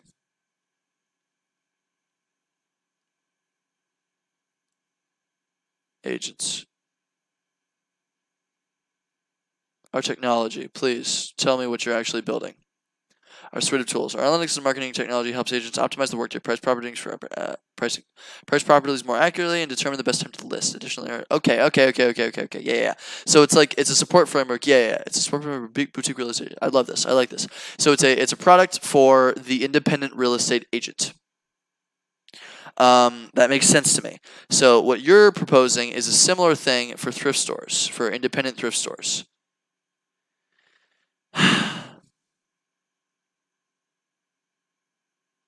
And what are they giving you? So it helps you just do all these different things. It helps you. It gives you analytics. It gives you okay. So what we would be doing is we would be giving somebody like. I'm just gonna jot things down. We're giving a thrift store. At least that's the other thing that was being spun. Yeah, totally. So we're giving a thrift store access to a tagging system, right? We're giving them a tagging system, a garbage supply chain, garbage and recycling supply chain. We're giving them a hiring mechanism, a marketing mechanism, a reseller engagement outlet, or a customer engagement outlet. Method. We're giving them like everything that we possibly can to make their business as streamlined as possible. We're giving them like theft analytics and prevention measures. We're giving them everything we possibly can so that when you're starting a thrift store, you buy this. And we help you with like literally everything. And a donation system. Okay, I get you. I get what you're talking about. That's just so much infrastructure. I'm like genuinely like I don't know if I fully explained this to you, Zeus, because I think this is your first one, but you're an entrepreneur virgin, as one might say, and your cherry has just been popped. Sorry, that's rude. So the goal of this is to find something that's basically so simple I can build it in 2 weeks. Like I want to find like the most basic form of a business that I can sell on like a Flippa. I can go on like Flippa.com, or I can sell like super basic little businesses. It's just a tiny little product that I can create using existing things like an online course, or like Google Sheets, or make like a Shopify like template, or like whatever the fuck it is, right? And I can just package that up super neatly. I can build it in 2 or 3 weeks, and I can just start selling it. Like even if I don't make, whoa. That was so loud. Oh my god. That scared the shit out of me. Who? Deep and Shupal. Deepan Shupal. I don't know who you are. You're amazing. You also just gave me a heart attack. I appreciate it. I'm gonna lower my goddamn computer volume. So it's just like that's so much effort. Like I'm honestly trying to be really lazy with this. Like I'm honestly trying to find like if I can just build the marketing mechanism for thrift shops, and I don't have to roll anything into it. I don't have to like start buying thrift stores. I don't have to make some big complicated platform. Yes, of course, creating a platform that's it takes over thrift stores entirety in their entirety, and I can sell that to Goodwill, and I can sell that to Buffalo Exchange on like B2B deals, and I can give it to these little things, like these little church groups, and and they can implement it super quickly, and it handles everything for them logistics wise. That would be amazing. That's really hard to do though. That's really hard to do. And there's probably existing tools that I can use to tie all of that together, which actually wouldn't be that bad. There's more though. Actually, I want to get into this. So another thing would be calling automation. There's a lot of different little tools that I could do that I could package that together, but that's a big fat product. I don't know if they have the resources to buy that. I don't know if like that interrupts everything that they're doing so significant. It interrupts every single piece of their business process. That's such a big thing. I want something that literally I can make on a website, like a little like I want to sell a database. What is the main pain point? Or even if it's not their main one, what's their secondary or their third pain point? Like just I don't care if I make money off of this to the point where I'm raking in like 10K a month. I'm not trying to get rich. I'm just trying to show the process of entrepreneurship, so I can use this as a case study to show other people. So I can teach the process of how this all functions. So I can go in and prove that I've gone into an industry and I sold something for $5 goddamn bucks. Whatever it is. That's the goal of this. If it just so happens that there are tools for all of these little pieces, and tying it together into some like system using like a few APIs or like Zapier works, fuck yeah, that's like the ideal. So like I agree with you, but I'm not building some big complicated thing from scratch is the point. Like that's not the goal. I don't want to find out like they have this massive problem in nonprofit hiring, and this applies to every thrift store, it applies to Goodwill, it applies to almost every nonprofit, and it's like holy crap, like I have to build this massive tech like platform to blah blah blah blah. I'm not trying to build something big and fat and difficult. I'm trying to create a really simple product. If I can do it with Zapier, that's a simple product. And if I can build that whole platform with like integrations and existing stuff, hell yeah. You're both like solve their main pain point. Exactly, yeah. Gonna be able to talk to you. Thank you, Zeus. I still feel like you're Zach. That's like a compliment. And that's, I feel like that's the, yeah, so the main pain point sounds like processing to me, at least within this one. But like customers, yes. Customers is another big one. So processing an issue, customers, yes. Like it's a marketing issue kind of thing. I'm not done yet. There's a couple more things I want to go over to, and then we can just start discussing everything as a whole. I do want to save this, though, so I don't lose all my shit. Desktop, streams, thrift store brainstorms, level 2. Cool. It does sound like customers. I agree, though. Like, I completely agree. Also, it's interesting. Every time that I do a stream that's like 3 hours, I get, like, for the first hour, there's like, great. Yeah, pick one and solve it. Thank you. Exactly, Daniel. Thank you. I'm glad you agree with this. I want to pick one and solve it. Building connections. Like connections between existing people, connections between existing organizations. What are you talking about there? But anyway, it's funny. Like whenever I do streams, it's always like the first hour goes really well. And like a lot of people join and like things like slowly ramp up, and by the end of the hour, like there's a lot of people on, and we're all having fun, we're all talking, and things are great. And then after the first hour, things trail down to like 2 or 3 viewers. And then for like the next hour, it's like that, and then the last hour, it jumps back up. Exactly, no, except because I do get tired. You're right. Everybody gets tired of it. So an hour, it feels like people watch in hour segments, which is interesting. Maybe I'll just start doing streams for like hours at a time. Who knows? Maybe just more streams for an hour at a time. That'd be cool. That might be more manageable. We'll think about it. But you're totally right, Daniel. I do get tired. And then I get a second wind, as they say. No, totally. This is hard. Like, even if I was just playing a game, this is still like a pain in the ass on my voice. I'm usually pretty exhausted after this. Actually, like, I'm not saying it's hard work to talk, but it's hard to talk for 3 hours straight. But I enjoy it. I'm great at talking. Zeus knows this.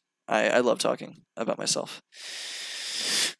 So does he. If it's Zach, it's totally Zach. Anyway, we bond over that. I feel like that's what we've bonded over. We both have egos. Okay, cool. So they very much need a way to hire better and find more volunteers. Sometimes they don't have issues like that. It's fun to be handling the business side vicariously through. It's true. No, exactly. Yeah, we're all I'll handle the business side. That's so a big thing. Like handle the business side for me. That should be a freaking like tagline when I'm advertising my stream. Handle the business side for me while I try to build this. Right. Like I'm not a tech guy, so I can't really say that too much. If I was like building the product on like right here while everybody tells me how to do it, then that would be probably massively popular. But yeah, you get to vicariously handle the business side through me. I think that's part of the fun. I think it's interesting. And I hope you're all having fun, just to be wholesome for a hot second. Anyway, the main bottleneck in the process that I saw in the whole little supply chain of the business was the sorting of clothes. It's an efficiency problem and it's a labor problem. If they can be more efficient with it, great. The tagging, wholesome max is ideal max. I curse a lot, but I'm wholesome as heck. FYI. I'm a wholesome sailor. It was an efficiency problem and a labor problem because if they could make it more efficient. So if we could solve like sorting the clothes with something, that would be great because that improves efficiency. If we can help them hire more, says heck, heckin' fuck. If we can help them solve the efficiency problem, that's great. If we can solve it via labor, that's also fine. They can pay. Fine. They can pay their employees like a decent amount because the more employees that they have, the more stuff they sell. It's a very direct correlation because the more stuff they have on the shelves. So it's like hiring is an issue. It's not an issue everywhere. But efficiency of sorting, if we could solve that and like sort clothes for people, holy crap. But that's like the biggest robotics play I've ever heard in my entire life, dude. I'm not getting into computer vision ever. I refuse. I completely refuse to making a tech product, especially not a robotics product. That's a nightmare. Let's see. So when people do furniture pickups, and we're getting to the end of this. When people do furniture pickups, they schedule ahead of time to do that. And they do that over the phone, right? And that's a pain in the ass because they have to spend time on the phone. The managers and the associate managers have to spend time on the phone doing a. Yeah, you definitely don't want to do computer vision. It's a freaking nightmare. I know a ton of the people that are brilliant in computer vision. They all say it's a nightmare. So you schedule for calls, right? You schedule to pick up stuff, and it's time consuming for the managers, for everybody that should be managing the store and managing operations and helping with donations and everything else. A big time suck for them is those phone calls. And so that's why they can't do sorting. That's why they can't do all these different things. So they need to automate that. That's super freaking easy. I can give them Calendly, right? I could put Calendly on their website, or schedule once, or like Booksy, like whatever it is. I can do that real quick. Like there's so many easy ways to automate that. Interesting. It may just be that because this thrift store specifically is in a like Stone Age time suck that they don't do that. So I don't know if that's an industry problem. But I wonder if we could get affiliate services for like Calendly or something.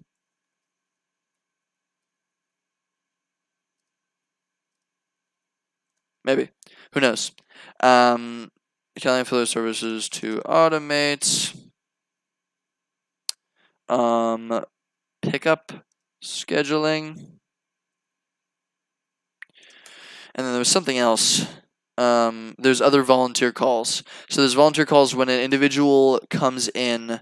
You can just give them a tool to provide education. Yeah, no, totally. That's a good point. That's a very valid point. So you need to. So I could create like a little online course, and I could give them tools so that they could solve. Exactly, I agree completely. I could help them solve these problems. So I would make a couple little videos, right? And then I would give them Calendly, and I would tell them how to sign up and go through the whole process and automate that and how to put it on their website, whatever it is. Very good insight, Brady. I like that a lot. So I could do things to make it a process and make it seem like it's my product and people buy it off of me, things like that. That's an educational play. Weird. That is that's like using other tools. That's fine. If I could integrate the other tool with other things, that would be amazing. And like if I could integrate Calendly with other business processes, subscription service potential. Lay it on me, Brady. But yeah, so and they have other volunteer phone calls. So when people call them and they are behind on their rent, or people call them and they can't afford food for the month, or people call them and their breadwinner is sick and they can't pay for stuff that they need. What's up, Marla? Why are you here? What's up, dog? I didn't think you would ever join a stream. Yeah, like you can totally like make it into something valuable. Yeah, you could sort of manage that yourself, automate. I completely agree. Like there's so Zapier, exactly. Yeah, you would automate like a Calendly with Zapier with maybe like a list or somebody's Google Calendar or whatever the heck. There are things that you could do, and with a form online like a Google form, there are things that you could do absolutely. So like for instance, I could automate a Google form with a Calendly. Because when people call for volunteer services, it is about thrift stores and dogs. We're talking about the business of thrift stores and dogs, Marla. This is my sister, by the way. We're talking about the business of thrift stores and dogs. We're talking about the business of thrift stores right now, okay? And how crappy they are in terms of business and how they can't really do a lot. You're all laughing. Thanks, Marla, for the support. You should follow me. Follow me, Marla. Do it. Follow me right now. I need follows in order so I can post my videos on Twitch. Do it. Click the follow button. There's a follow button somewhere. You should click it and hit it and slam it. No balls. But so like they can't do much, right? Bless you. Look at that. You got a little thing right here. Look at this. This is a little zombie. You're a little zombie. Thrift stores are selling cute puppy dogs. That's like the ideal. Thrift puppies. Isn't thrifting puppies essentially? You followed me, Zeus. How do I unfollow? God damn it, Marla. You're killing me. Freaking immediately after you follow me. It's the reason that they can't. Also, a thrift store for dogs is essentially just a pound. Isn't it? Isn't it just a pound or like a rescue shelter? It's essentially just a dog thrift store. Um, so okay, getting things done. No, don't at me. They have volunteers call the thrift stores, or people will call the thrift stores, and the thrift stores act as a volunteer for dog thrift stores, the cemetery. Yeah, no kidding. Oh, that's terrible. So they'll call. They will ask, "Hey, I'm behind on my rent. Hey, I'm behind on this. Hey, I can't pay for food. I need some help from a local nonprofit." And I think they have to be in the church group or whatever it is. But they will call somebody out to go check on them. You could put that into a form, and I could integrate that with like a scheduling thing, like Calendly, so that they could schedule something in the end for people to come out. Like you could totally automate all of that, right? That would be great. That would save them a lot of time. That would be interesting.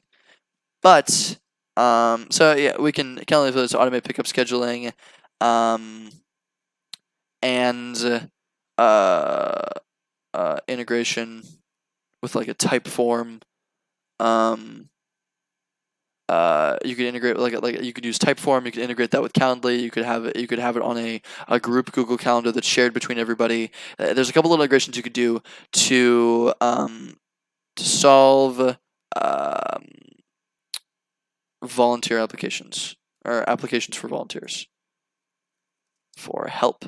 But then like that may not be their whole vibe, right? That like there's it could be good. That might only work with like church groups that are doing thrift stores, but there may be a lot of those, right? Yes, the Wendigo is our COO. What? You made a joke and it went over my head. Is a Wendigo? Oh, the Wendigo. Wait. Hold the fuck up. Wendigo. Isn't that a dead pet? Oh no, the Wendigo. It's a mythical man-eating creature. What is that in Pet Sematary? Oh yeah. Right. It's a yeah.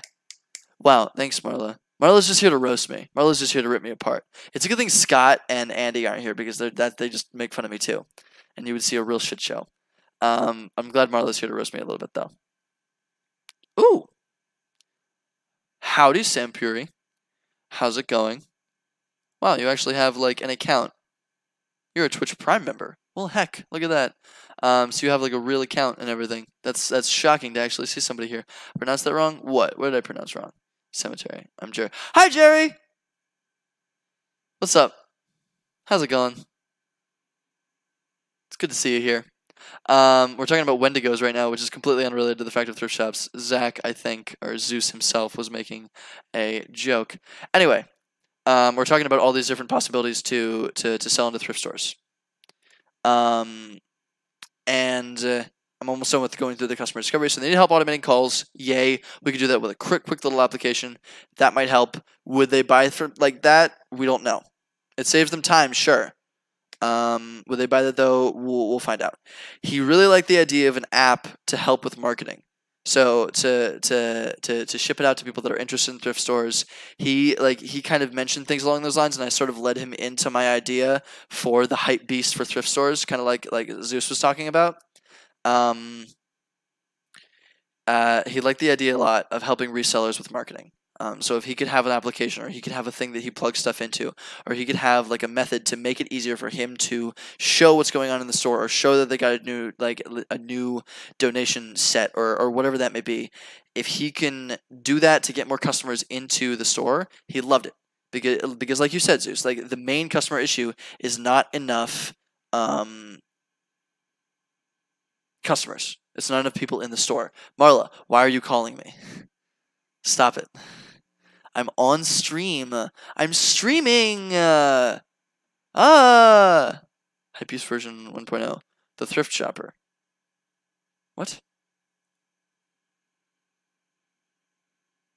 Interesting. And this is Pittsburgh.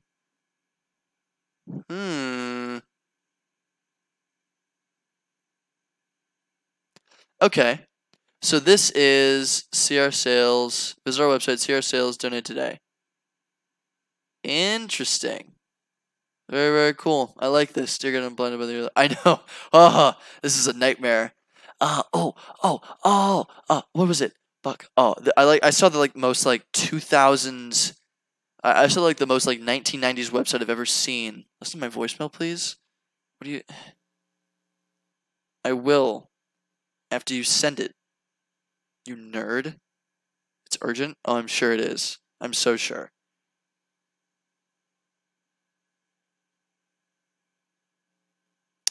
I just sent a Snapchat. I did send it. Oh, you're right.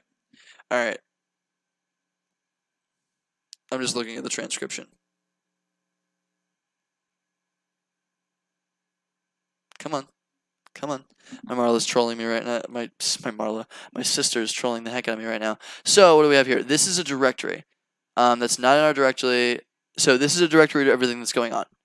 Advertise with us, industry talk, shopper talk, homepage. I'm gonna contact them. Okay, so this is just general, right? This is just an aggregator for. All right, I'll listen to it. My God.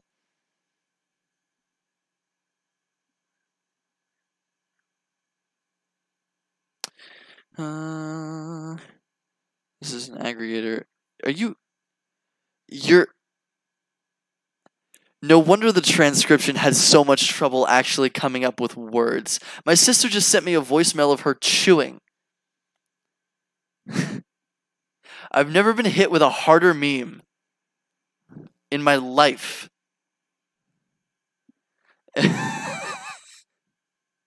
I've never been hit with a harder meme in my entire life. That is unbelievable.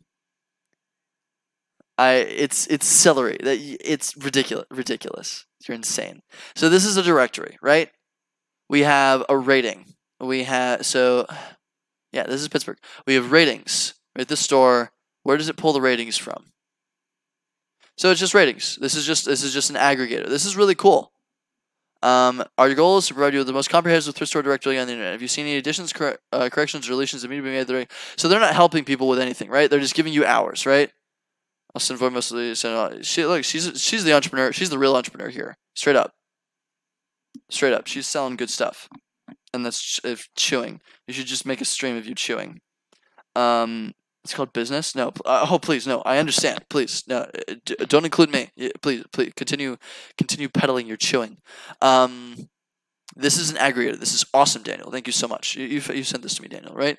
Yeah, Hypebeast version 1.0. So I wonder how sponsored thrift stores. Oh, okay. So they're sponsored. So they get. So you advertise. This is all, and this is sponsored. You pay. You pay money to be on here and be up top. Yeah, featured listings. That's how they work. This is fascinating. And you can add it here. Things like that. There's a mobile version. Oh, there's a mobile version. This is so old.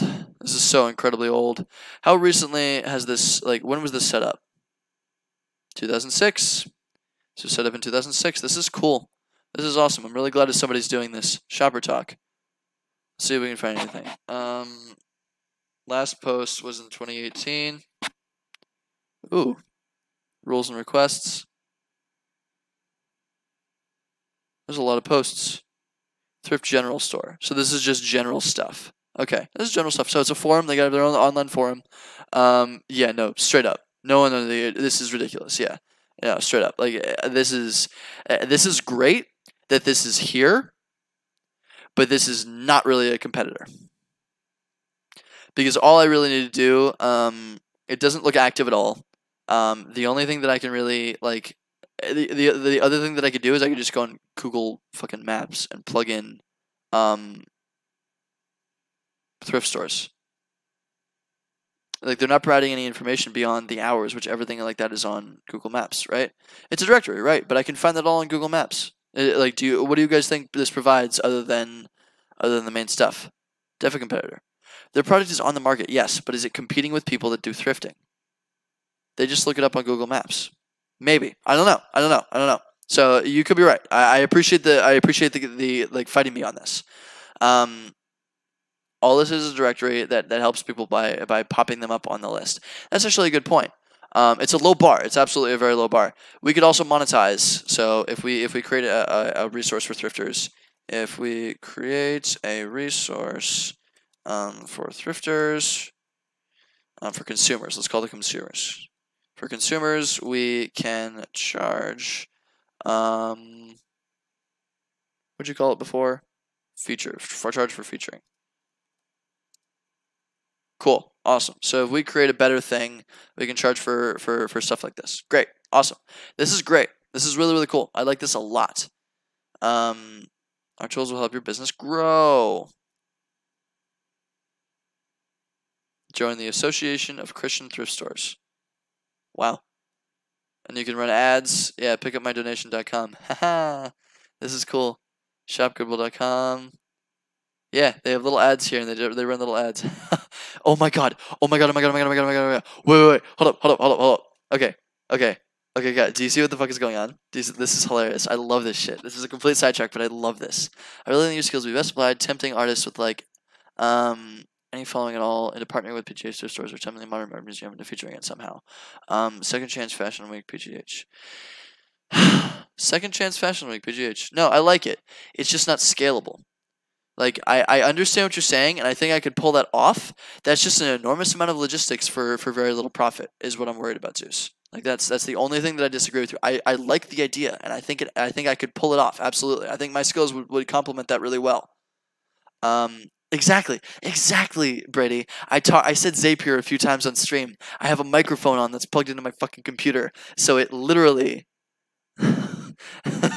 heard me and hit me with that. That's ridiculous. I hate that I'm being watched constantly by artificial intelligence. It's ridiculous. I don't really care that much, but it's really funny.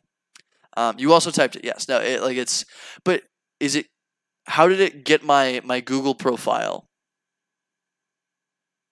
How did it get my Google profile and it through what you're typing on here? I don't know. I don't feel like I feel like it was just from me saying it. Brave. You're on Google Chrome. Brave. Aha, an ad blocker. I gotcha. Yeah, I don't really care. I don't really care too much, but I like it. You'll just get paid to use it. Oh, really? That's cool. Pixels. Okay. Maybe. So maybe it can transfer over. Anyway, I think that'd be the big profit. You really think it'd be? Thank you, Daniel. I appreciate that. Really, that's cool. $8 about a month to use it. That's really cool that Brave pays you to just let ads just blind you. So you think there's a lot of money in there, but how scalable is that, Zeus? Like I'm really interested. I like that you're like pushing on this, and I agree with you entirely that I would have the skill set to pull that off because I have decent university connections. I can build connections to thrift stores. I'm good at throwing events. Like I could definitely pull it off. I'm not worried about that, and I'm not shying away because it seems like a big undertaking. But where do I make the profit? Like where do I get paid from that? Right? Do I get sponsored by like the Carnegie Museum of Art? Is that where the money comes from? Do I get affiliate sales off of things that are sold online based on the event? Because affiliate sales for that specifically isn't going to be that great. Affiliate sales are only great once they're scalable. You have to have a large audience for affiliate sales to be significant. Percent of sales, yeah, I get you. It's just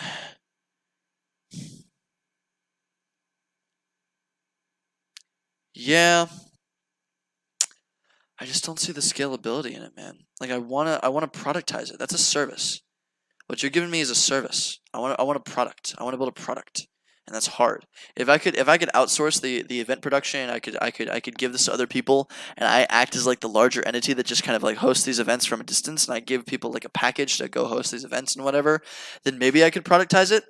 But for now, that's a service, and services suck. Platform with the services again, hype. Okay, so. Building a community in the niches of your thrift store shop prior to all this, and just marketing it to the community straight up. Not a bad idea. I'm gonna get to that in a second. Also, who are you? I don't think I know you. Are you from LinkedIn or where? Because hi, nice to have you on my stream. I don't think you've been on one before. The platform would be the service again. So I give people a platform. I'm trying to get into like the loyalty program. I'm trying to get in the mindset of what you're saying, Zeus, because you want me to get art students, thrift stores, and then resellers, and you want me to combine all of those into an event, and you want me to create a platform to make hosting those events helpful. How do I make a platform that does that? Because I have to still advertise to all these different resellers. Local artists want cash on a platform to resell, a platform to find people to help them resell. What am I helping the artists with? Can't they just go and do the thrifting themselves? Like they want a platform to sell the stuff they make, is what you're saying?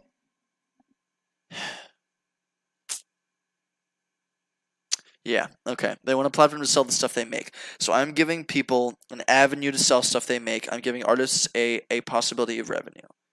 I'm giving thrifters an opportunity because they have a place to resell their stuff to artists who then... Oh, this is such a supply chain, dude. Whew. We are also assuming that resellers have trouble reselling the stuff that they buy. We're assuming artists are first of all open to creating this kind of art. It'd be like thrift shop name, artist name, collab, insert title, collab. Yeah, I get what you're saying. Yeah. So this is such a big... It could be an organization. I see what you're saying. But I have to do customer discovery into like 3 more avenues if I'm going to validate whether or not this is a valuable thing. Because I have to talk to artists. I have to talk to art students and artists. Do they have issues? Like of course they have issues making money. That's an artist thing. Would they be open to events like this? Like how many actual artists are there that are into making clothes and then selling them? 2, do they have an issue actually selling those clothes once they make them? Like what's the problem for them there? I would assume you're right. Would thrift shops be open to this kind of stuff? The thrift shops would be the avenue to sell these different things. So they are the revenue outlet.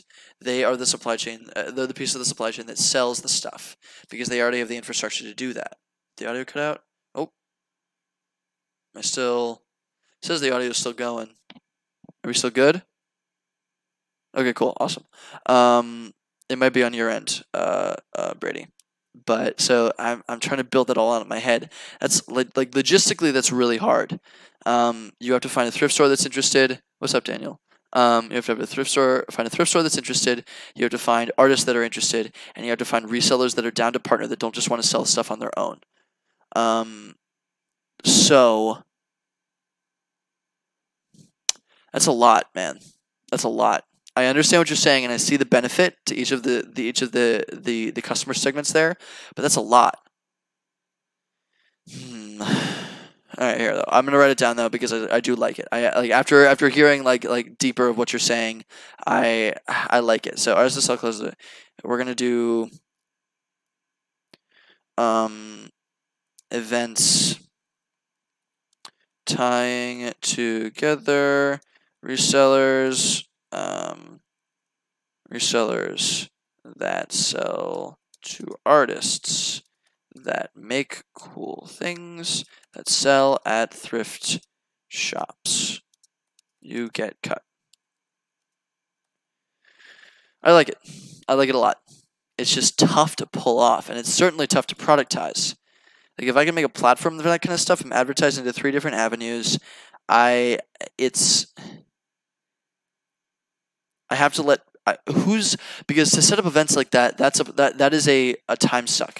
Like I need to get other people to set up those events for me. That's my main issue. Like I understand that I can do that. I would have to find like community representatives and community affiliates to do that for me. Because I can't, like that's so much logistics to host events like that. Like I could find the customer segments and I could automate finding the customer segments. But I would have to get people. I would have to hire people to host these events for me and run this, and then I get the affiliate sales or the I'm the middleman for all these different things for this back and forth trading. Yeah, they would. Why are thrift shops the best place to sell this kind of stuff? They're used to much more like low sale things. The customers that go there are looking for cheap things. Why wouldn't you just resell it online and have a platform online that you do that with? Why couldn't I cut out the thrift stores? Because the thrift stores, like it's hard to get business in a partner like that. The existing community that already has the focus. I understand the focus is the community, but the focus is the artists making the things.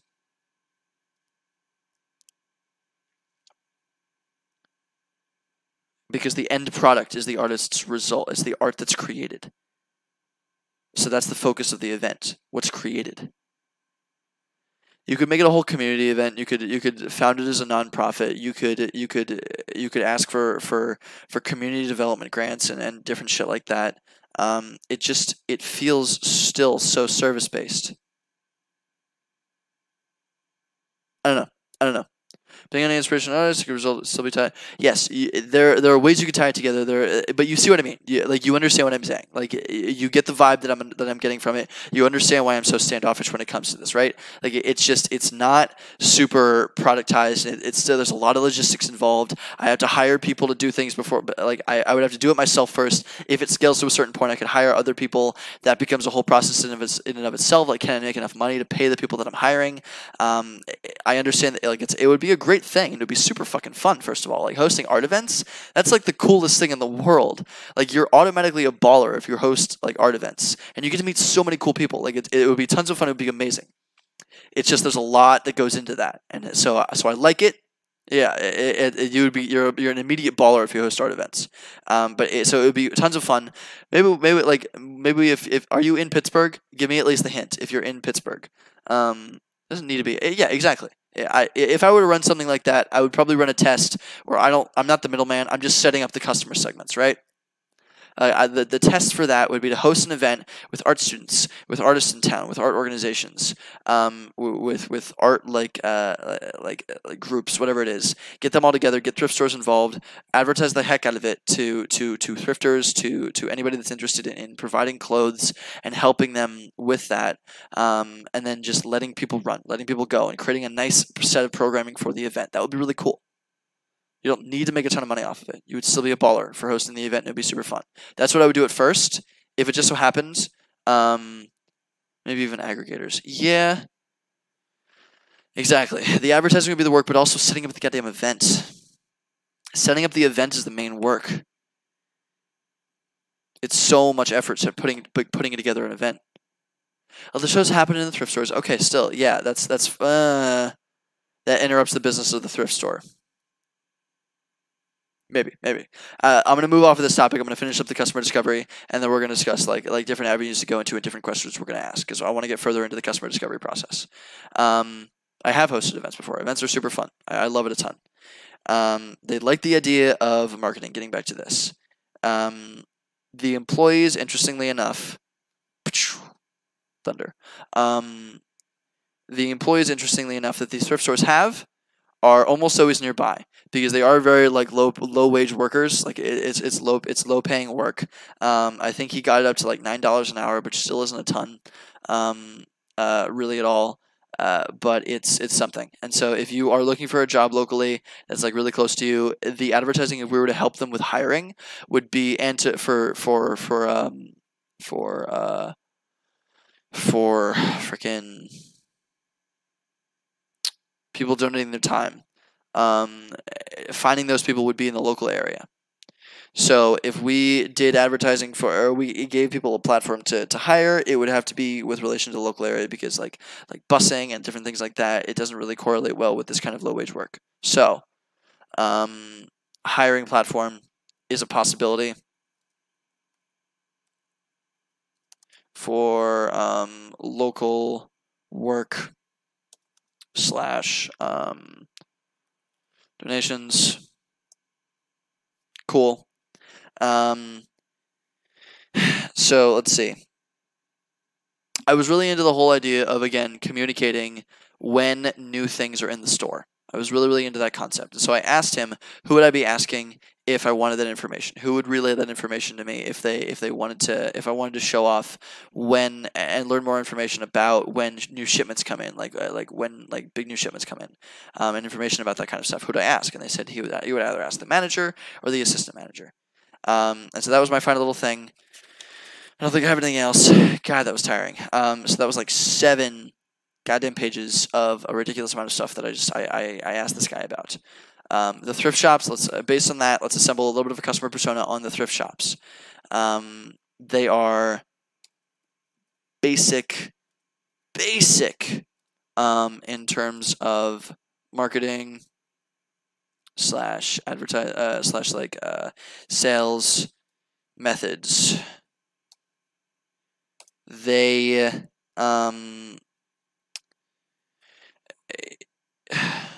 came from LinkedIn, sophomore Delhi. Oh, what's up? The founding members of a digital product company, Lean Track. I love ideas. Oh, cool. I'm gonna check up your. If you don't mind, I'm gonna peek at your stuff right now. Lean Track. If it's up, if you guys have the Lean Track, cool. We design digital products. Ooh, I like the sexy design on the website. Cool. So you're a design firm. You're a startup design firm, right? Yeah. This is dope. That's awesome, dude. Hell yeah. I love it. That's super sick. I like to see people working on shit like that. It's good to have you here. Anyway, building community, Facebook group, Instagram page around your brand name, and then growth hacking. Any other target audience, niche, selling stuff already, not much sales point there. Basically, outbound marketing strategy is what I'm trying to mention. So just mentioned getting an audience for your events. Maybe page 404. Who is this? What is going on? Who are you? I love your name. Orange 57 Soder Sa. What? I'm so confused. Anyway, so Dupanchapal, if I'm pronouncing your name right, I'm gonna. Oh, what's up, Jeremy? Oh my gosh. How's it fucking going, dude? Anyway, what was I saying? So when it comes to the building the community, right? I love. Yeah, no, tell me about it. This is great. Awesome. I'll see you later, Brady. Thank you so much for joining for such a long period of time. I really appreciate it. You're super cool. He's the OG. Yeah. Awesome. Nice to see you, dude. We're talking about thrift shops and how to create products for them. When it comes to when it comes to community, actually, I love the idea of a community. The one that we were looking at here, check this out. So the thrift shop. This is a little like thethtriftshopper.com. I don't know if you saw this, but basically what they do is they're an aggregator for thrift shops in town. Cool. They have a little shopper talk section, right? Oh, absolutely. It's terrible. It's awful. Like the background is hilarious. Like, what are they doing? What is this? It looks like Yellow Pages. It's killing me, dude. It's absolutely killing me. Anyway, so shoppers. It's ridiculous. The design is terrible. But they have a shopper platform, right? So when it comes to different thrift stores, and when it comes to different communities, when it comes to like Pittsburgh in general, like we have our own problems thrifting, right? And so giving people a localized community to talk about that would be awesome. I agree completely on that. So it may be that I offer, or maybe people don't want to give out their secrets. Who knows? It looks like people were open to shopping. Oh, I'm shaking my thing. I would love, actually, I probably am on the next one. Maybe on the next one, maybe on the next one after that. The Reddit stream, totally. Oh, totally. So actually, here, who was it? I think Brady was just telling me, that, or no, I think it was Joe. Joe was just telling me that there's a subreddit for thrift shopping, and so if I'm building a tool like this, absolutely hitting up the subreddit for thrift shopping. The Reddit sphere is really solid for this. So let's look at Reddit's thrift shopping. Apparently, thrift store finds, thrift store hauls, tips for thrift store shopping. Reddit. Oh, totally. Reddit is always a rabbit hole. Best items to buy at thrift stores. There's communication around this.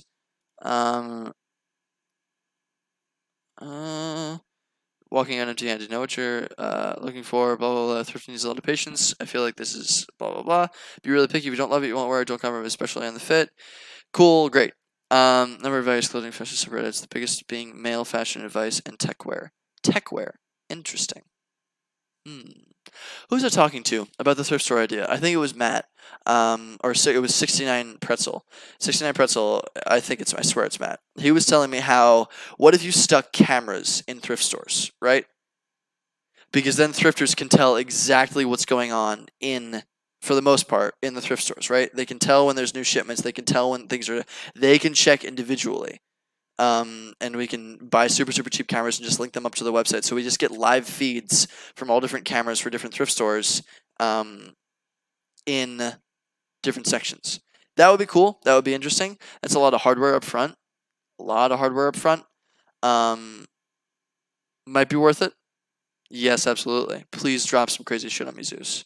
Yeah, it could be really interesting. Like, I don't know, like, and that way you could like very directly know what's going on in the thrift store. That would be a better way to describe, like, to explain and show value, because then it's not just like, oh, we got a new shipment.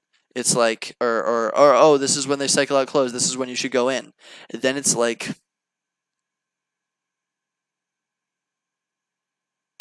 then you know exactly what's going on. It can also prevent that. That's a very good point. It's actually an extremely good point. Ooh, good point, dude. You can train on a Reddit image post to determine whether or not clothing items will be popular. Ooh, reward them responding to that. That's a really cool idea. I like that, Daniel. You can just have theft spotters. Ooh, I just came up with a really random idea. You can train a neural net on Reddit image posts to determine whether or not clothing items will be more popular. Interesting.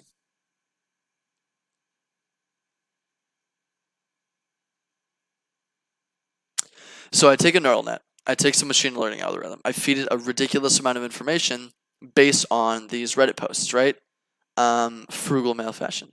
Like store finds, right? Bug hunters for Facebook? Interesting. Thrift fit, always surprised.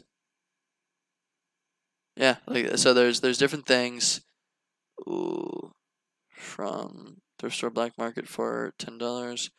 There's all these different things. There's cows making out. Dude, Coinbank. Interesting. So, street word. I can't. It's too much of a rabbit hole. I could scroll on this infinitely. But yeah, so we could hear some crazy shit. We could do some crazy shit. We could try to like train a neural net on like recognizing like really valuable stuff, and then we could hook that up to cameras, and we could have people like show, like, before they put it on the shelf, we could try to put them, like, have them show the clothing item, and it would give them automatically an estimated value on the piece of clothing, right? That would be wild. That would be wild. I'm not going to do that. But what is the color of the dress? Oh God, don't bring that shit up again. That was so long ago. I hate it. That was a nightmare. It was just different color blindedness in different people. It's just different color blindness in different people, or depending on the fucking like pixels of your goddamn computer or phone, like it shows up different colors. It was just on the border between two. I hated that. I hated that. Ugh, it killed me. Anyway, so we would definitely leverage the Reddit sphere. We could build a community online. So online community for local thrifters to share info. Great. I like it a lot. I'm done with this little book. I have exhausted this tiny little book's resources. Holy crap. Fuck. Cool. So, persona and thrift shops. We have a whole ridiculous amount of ideas here, okay? This is a ridiculous amount of ideas. We have 1, 2, 3, 4, 5, 6, 7, 8, 9, 10, 11. We have 11 possible ideas. All of these have a good deal of merit, in my opinion, except for maybe the colored clothing hangers, which I just kind of came up with on the fly. They have a good deal of merit, right? I like it a lot. That's way more exciting than I've come up with maybe 2 or 3 for other industries, but that's because we did more research. And even when I did research into the fucking barbershop industry, even when I did research into that, like that, I did an interview, and it was an even longer interview. Well, it was like the same amount of time, but I learned all about the business, and I could only find really a couple of things that I might be able to help with. Still following up on that shit, by the way. Nobody will get back to me. I hate it. Anyway, I gotta lower my freaking. Oh, that's the volume. Brightness. Cool. Okay, so raise the brightness a little more. My eyes are weak. We have a lot of really great ideas. Thrifters, is that in a name? Thriftier. Thriftless. Basically, so they use basic like business practices in terms of things. They haven't solved basic issues. Issues like scheduling. They seem, a lot of these independent things, like the store that I went to bought recycled mattresses wholesale that have been like hadn't been used. They were new, but they sold those, and because those were significantly higher price items than they normally sold, they made a large amount of money off of that, right? Holla. So they are open. Is the idea behind this is they are open to selling other items. Other retail items. Sometimes, if it makes sense, right? They're open to making more money, is the period. It's not like they have trouble with that. They have trouble making more. I guess that's with every fucking business. It's a stupid thing to say. But they're open to selling other types of items, which is interesting. So maybe partnerships might be more applicable there. They are the ones that I talk to are low wage. So they have lots of issues, lots of, we already typed that, donation-based for nonprofits, at least. Cool. What else do we know? Do we know anything else about thrift shops or thrift shop owners? Very simple supply chain.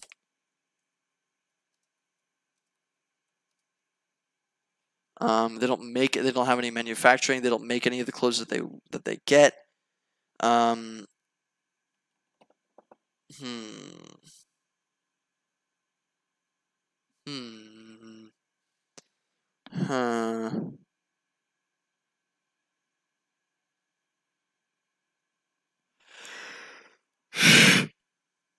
Interesting. Nobody's got any ideas? Because we can move on to the deeper questions. All right, y'all look like you're chilling. Okay, so on the business side, what helps them make more money? Or what are the biggest issues? The biggest issue is consumers, getting people in the door. The biggest issue by far is getting people in the door and processing. Because if they get people in the door and they can't get the clothes out fast enough, then they're screwed. But it sounds like, for the most part, in other stores, processing isn't always an issue, right? They'll have some rock star that can help with processing. They'll have something going on there that they hire a bunch of people, like whatever it is. Okay, what do you mean? Take a step back. In terms of consumers and getting people in. I'm trying to think. There's so much here. There's just so much here. And I'm struggling to think. Type out what you're going to say. I'm going to go, are you prepared to pursue for thrift shop problems? I'm prepared to pursue whatever the fuck, as long as it's scalable and productized. Like, integrations would be amazing. Creating, like for instance, like all of these things, I would be down. I would be down to create. I only wrote down things that I'm down to create, okay? So, like, security theater to reduce theft. So, like little plastic tags. I can just resell those, or I can make fake ones. I'm down to do the hardware. Like, if it turns out that people will buy that, I'm down to do the I'm down for hardware. I'm down for software. I'm just not down to create like code the heck out of some unbelievably big complicated thing. Okay, I want to make this I want to be able to show you me making the product. Okay. I want to be able to make it in a short amount of time, and I want to be able to show you so that I can use that as content. So maybe in my next stream, if we decide right now, once I do more customer discovery, if I'm able to decide in the next couple of weeks what I want to build, I can do that on stream. And I can show you, like, hey, these are the manufacturers that I'm going to for these fake price tags. These are, like, I was able to find this to make it a little bit cheaper, blah, blah, blah, blah, all these different kinds of things. I'm willing to make anything, as long as it's a product, and as long as I can show you how I do it.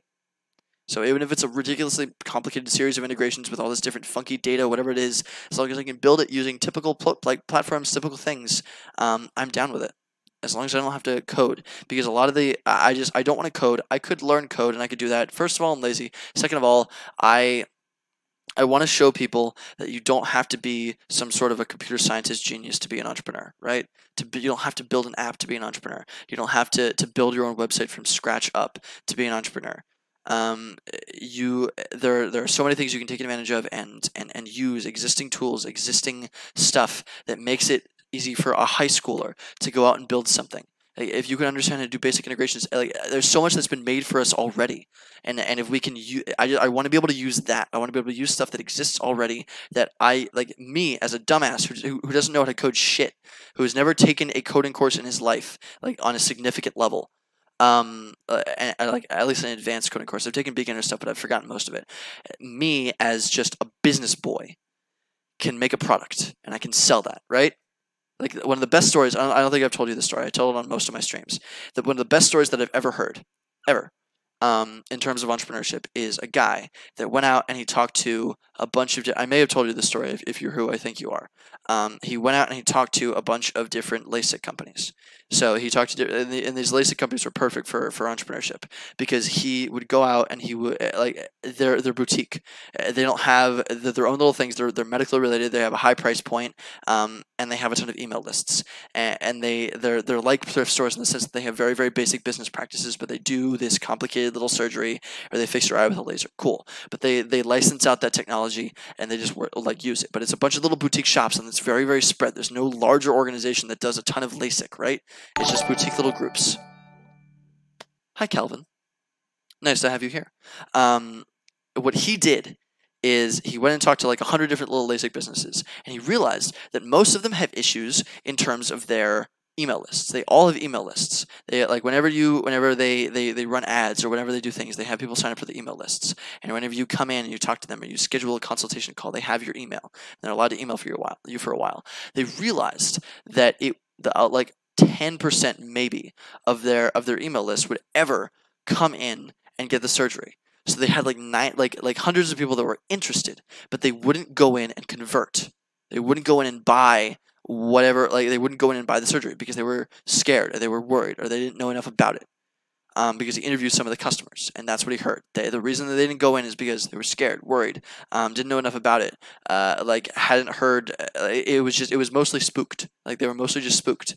And so what he did is, in like a weekend, he spent like 10 hours, and or maybe it was like a week, I don't know, but he spent like an absurdly small amount of time, and he made an email package, right, for these LASIK businesses. It was an email package, and it was a 7-day little email course where you would go and you would, like, once you signed on to the email course, if you were sent it, it would send you one little email every 2 days or one little email every week, and it would send you 7 emails.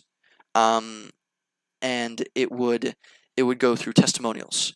It would go through customer testimonials of people that have gone through the surgery and people that have enjoyed it and how much they loved it and how much better they can see.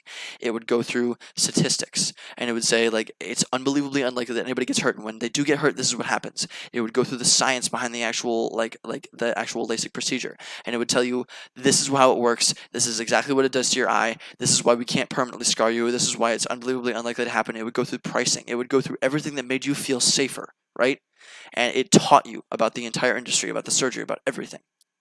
And he sold that email course. He tested it on a couple of different little LASIK boutique businesses, and they maybe had like 300 people on their email list. He got like 30% more of their email list to convert. And because they charge like a couple $100, that service is worth like $10,000 to them. So he sold it for like $2,000. He sold the email course for like $2,000, and he was just able to package that up and sell it to different boutique laser businesses, and he would just like go, and he would just and that became like a $10,000 a month business just off of this email course that he did. All he had to do from that point on was just marketing. He ran a couple of ads. He emailed LASIK businesses, right? Like that's all he had to do, and it makes $2,000 a sale, and he has great. But it's a massive value add for them because they make like 5 times more money off of buying that thing. They have suddenly tons more customers. That's huge for them. That's like one of my favorite entrepreneurial stories. That's not like a startup. That's not like you make that's not like a tech product. That is an email course that he sold to a very needy industry.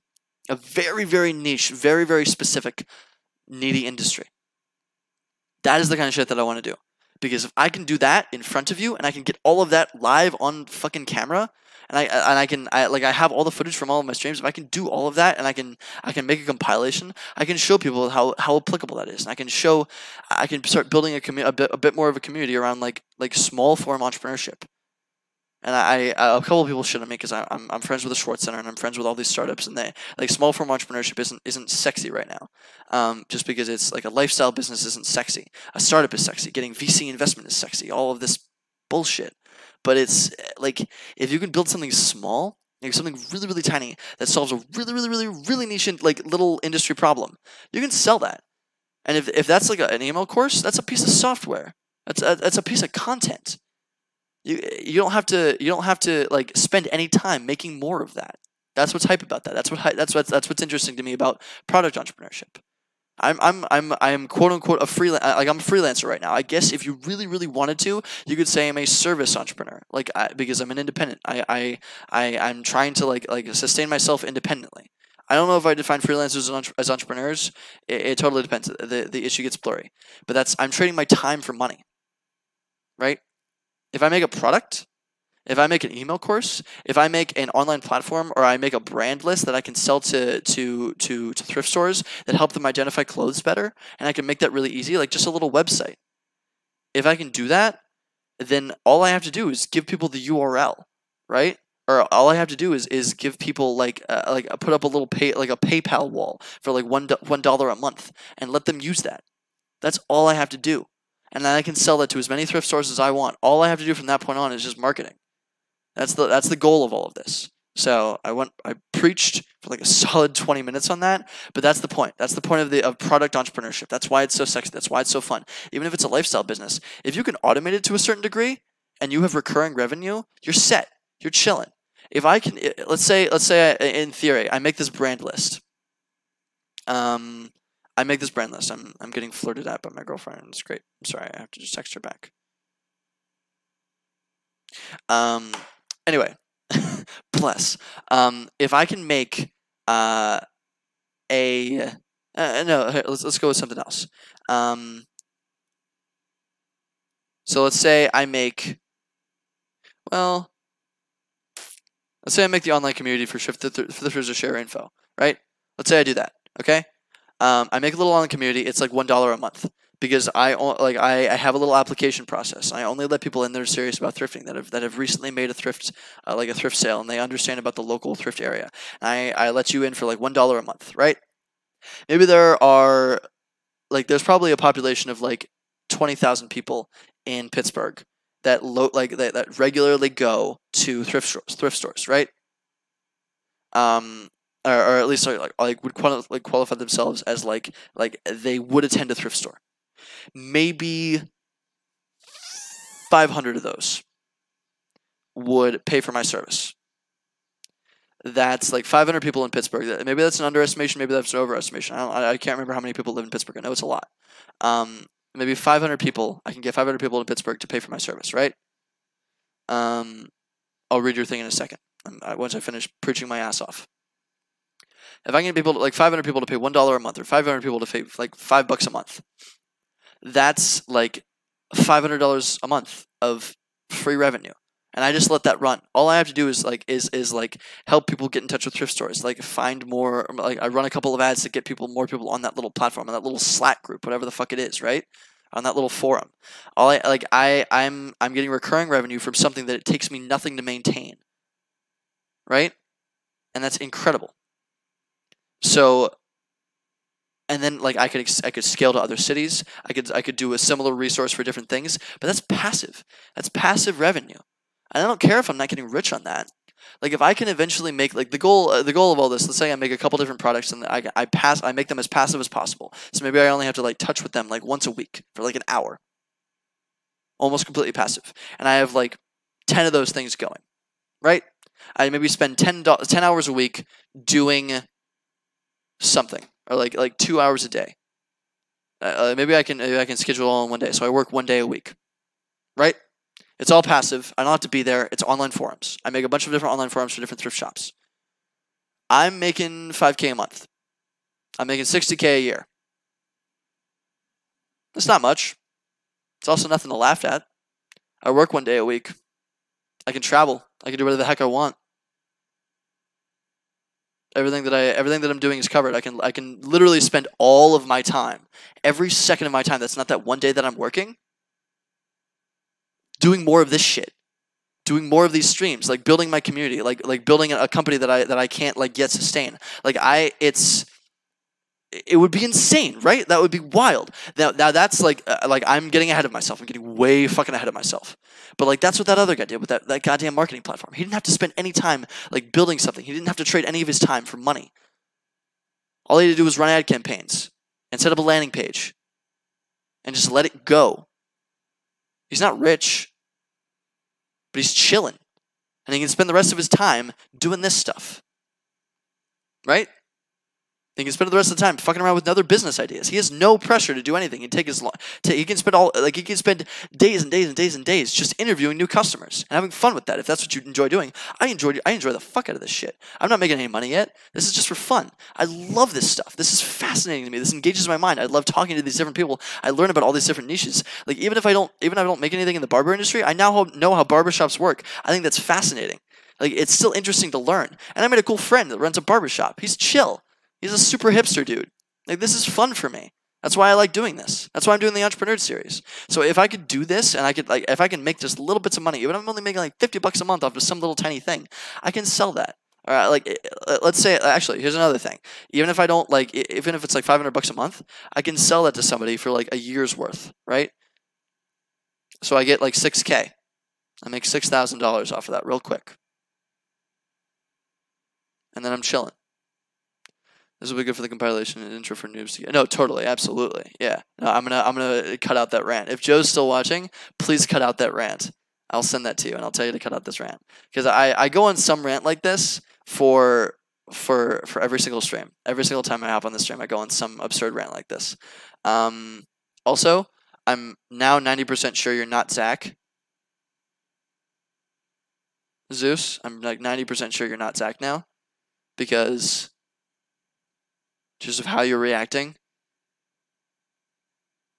I don't know. Anyway, so what were you saying? Let's see. Damn, I have a similar story. One of my friends, it's the only person that would name. Who are you then? Name yourself. Anyway, I have a similar story. One of my friends who was a growth hacker hired freelancers to build a kind of software using Python, which would extract emails of the business profiles on Insta just by typing in the niche of the software, typing the niche in the software and extract a list in an Excel sheet. He sold it to businesses who need emails for targeting daily for lead gen and made like $3,000 in a month. That's awesome. That's super awesome, man. That's some cool shit. So that's building software, but he hired freelancers. So that's building software that's a little bit more complicated. I'm looking for like basic level businesses that we don't need to pay any money to make, and then we can just like I could split it up for like $50 at maximum, right? Talk to you about peacocking. Peacocking. Fuck. Who was it? I talk about peacocking a lot, but probably not that much. Peacocking.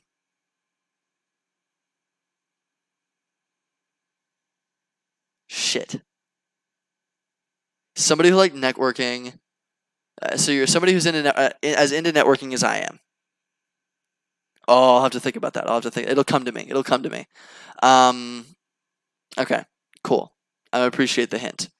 But yeah, no. So, Deepanshapal, that is an awesome story. I really like that kind of shit. That's exactly what we're looking for. I'm just looking to go like even lower tech, right? I'm looking to go like I make a Slack group and I monetize a Slack group. Actually, speaking of which, hold on. So this is dope. I want to make little niche communities and I want to see if I can monetize them, especially for like little entrepreneur groups, things like that. So entrepreneur launch pass. So let's check this out. This is really cool. This is really cool. Is it Foo? It can't be Foo. There's no way you're Foo. You're not Foo.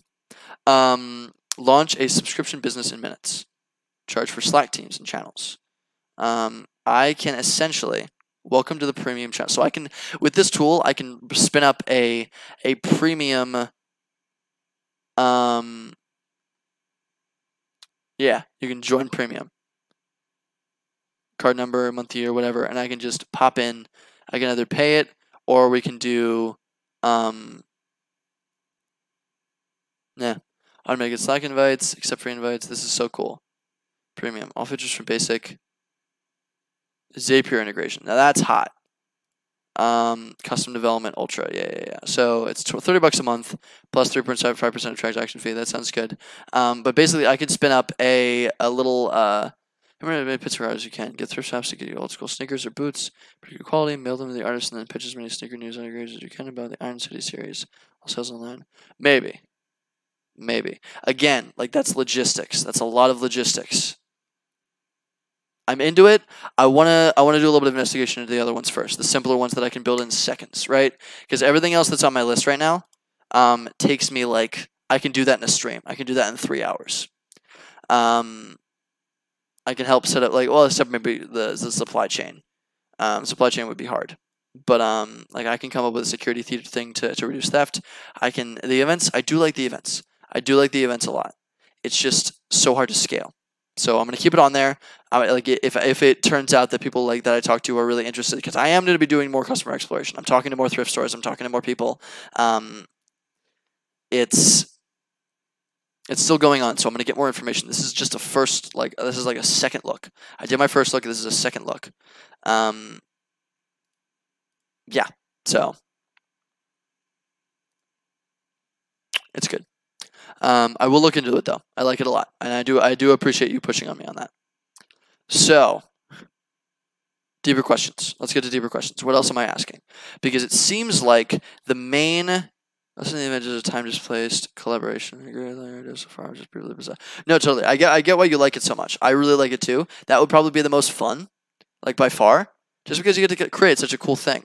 I feel like the main issue is the artists there though. Like if I'm gonna do that, I would probably want to host it through like an art at night or a downtown art thing at night. I would want to make it like really. I would want to pop it into something else that's going on, because hosting an event that independently just takes so much marketing and so much effort, and it's actually really expensive, even if you don't have to pay for the event or like the venue. So.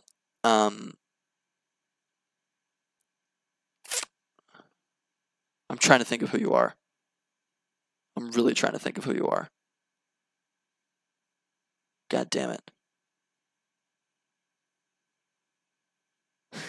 The second that I notice, it's not going to be on the stream. Yeah, not quite an event. It would be just more of a pop-up thing. So I don't know. We'll think about it. We'll think about it. I do want to keep iterating on this.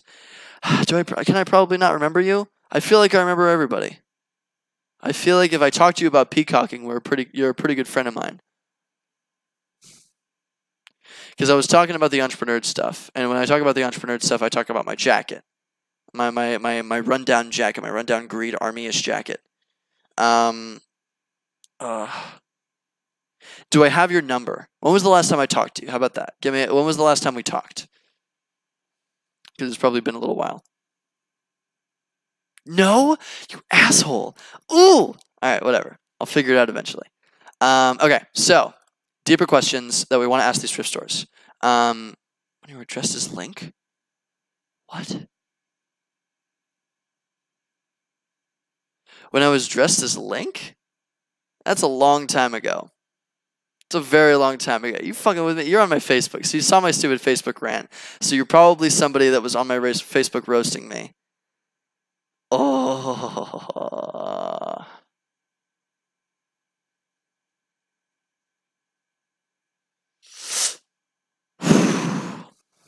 All right. You're memeing on me. You're giving me more hints with the memes. All right, whatever. Anyway, deeper questions that I want to go into.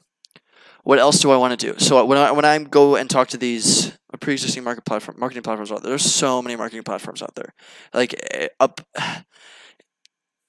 just using social media in general. Like the thing that I want to do is I don't want to make this like a typical marketing channel. I want to build like an outlet of people. I want to build a community of people that already have like predisposed interests. So I could do the marketing on the group, and then I can have these thrift stores market to the group. That way I'm not running independent ads for all these different thrift stores. I'm aggregating it all into one little section, right? Does that make sense? So there are plenty of pre-existing marketing platforms. I would probably just do it through social, and through things like Reddit, and through a bunch of different little things.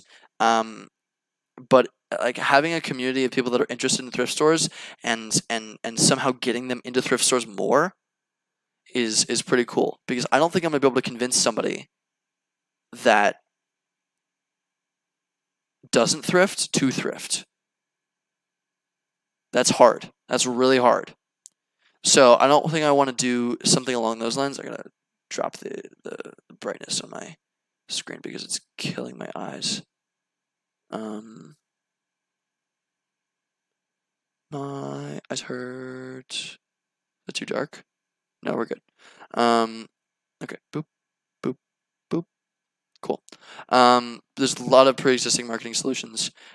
Using social media, using paid ads, using like just honestly flyers. Like if it's a local community-based thing, there's a lot of different things you can do. And I'm hoping that some thrift stores will have email lists that I can lean off of, and I can use them and grab them into some larger thing. Like if I go to a Goodwill and they've collected a lot of emails that people that want to keep track of the Goodwill for some reason, or maybe Buffalo Exchange, anybody that's signed on to some raffle so that they can continue to market to them. I wonder if I can buy those email lists off of them, and like honestly market to them my group and say, hey, I run a thrift store group in town. It's like $1 to join on. It would be amazing to have you there. We share like insights about different thrift stores in town, what we've found. We do research onto the donations that have flown to different places. So like this thrift store is around a wealthier neighborhood, and therefore they get more cool stuff. Like this is what to look out for. Like we share information on a community platform about different topics, and then I just sell that group for like a little bit of money to thrift stores, or to the consumers. Maybe I make it a free platform, and all the thrift stores are willing to have access to it for like $10 a month. And then I charge like $100 a month or some little fee, and then I make a little bit of money off of that, right? Then all I have to do I want to aggregate things. I want to aggregate interest. If I'm being a marketer, I want to aggregate interest so that way I can productize it, because then my product is the community. That's what I'm thinking. I might be wrong on that. Please punch me in the face if that's stupid, or if there's a better way that I can do that. That's what I'm hooked on right now. So deeper questions. What deeper questions can I ask them? It rates the incoming inventory for thrift stores. That'd be cool, but how would we do that? Who would be doing that? Who would be rating the incoming inventory? The donators? The thrift stores themselves? The thrifters? The resellers? Who would be doing that? Because I like it. The thrift stores. Okay. Yeah, thrift stores. But like, so who's doing it? Yeah, it's for thrifters. I understand. It's for thrifters. But who's rating the clothes? Because the thrift stores would probably love to do that themselves, because they want to make more money on the stuff that they're doing, which is why I really think like the brand list to help identify cost of clothes is beneficial.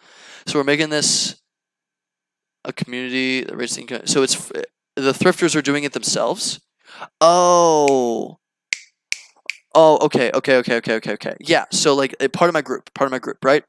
Like that's part of my group is like I found all this really cool shit at the Goodwill down the street, and I always find really cool shit at this Goodwill down the street, right?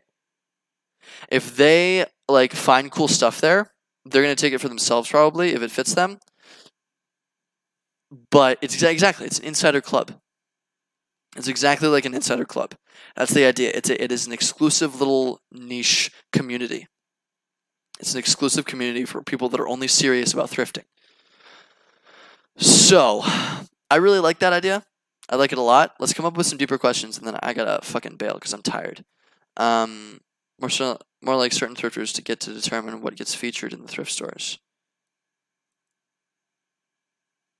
But if you find something really cool, why would you just leave it there? I like rankings, so I like a resource where you can rank different thrift shops. So like I find a lot of I don't know any like I find a lot of American Eagle stuff here at this thrift shop. I find a lot of Gucci stuff at this thrift shop, like not Gucci, but like you get what I mean. I find a lot of sweatpants at this thrift shop. You determine general trends in the thrift shop, but if some cool thrifter finds something really awesome, they're gonna take it, right? First come, first served. That's my theory anyway. If they're resellers, if they're not, and they want to promote that, then maybe there's different things. More like the thrift shop photographs and post their entire income in the inventory and thrifters rate it all. So I would love that. That would be amazing. That's so hard to get the thrift shops to do because there's so much shit that flows through. Like every day, they are putting like 100 new items out on the racks, and that's just a small thrift store. Like there's so many photos to be taken. There's so many photos to sift through. That's not effective. So I like it. That's just difficult, and that severely creates a ton more work for the thrift shops, and they are not about that life. So I like where your mind is headed. We're not. It wouldn't necessarily work in terms of logistics for the thrift shops, I don't think. So deeper questions. What other deep questions can we come up with? What else do I want to ask thrift shops? I already know I know where the costs come from. I'm going to stick all the main. Let us cease the drama. Thank you. What a great way to say that.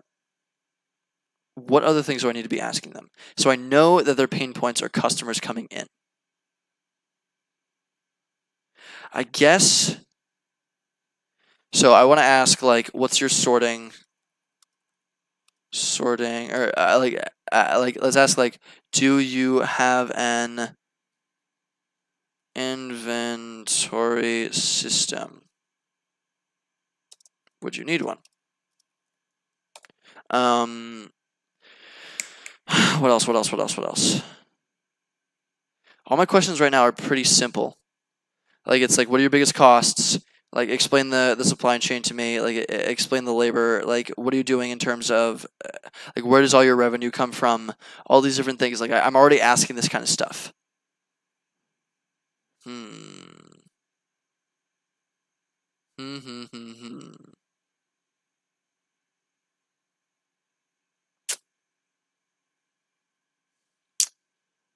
What else?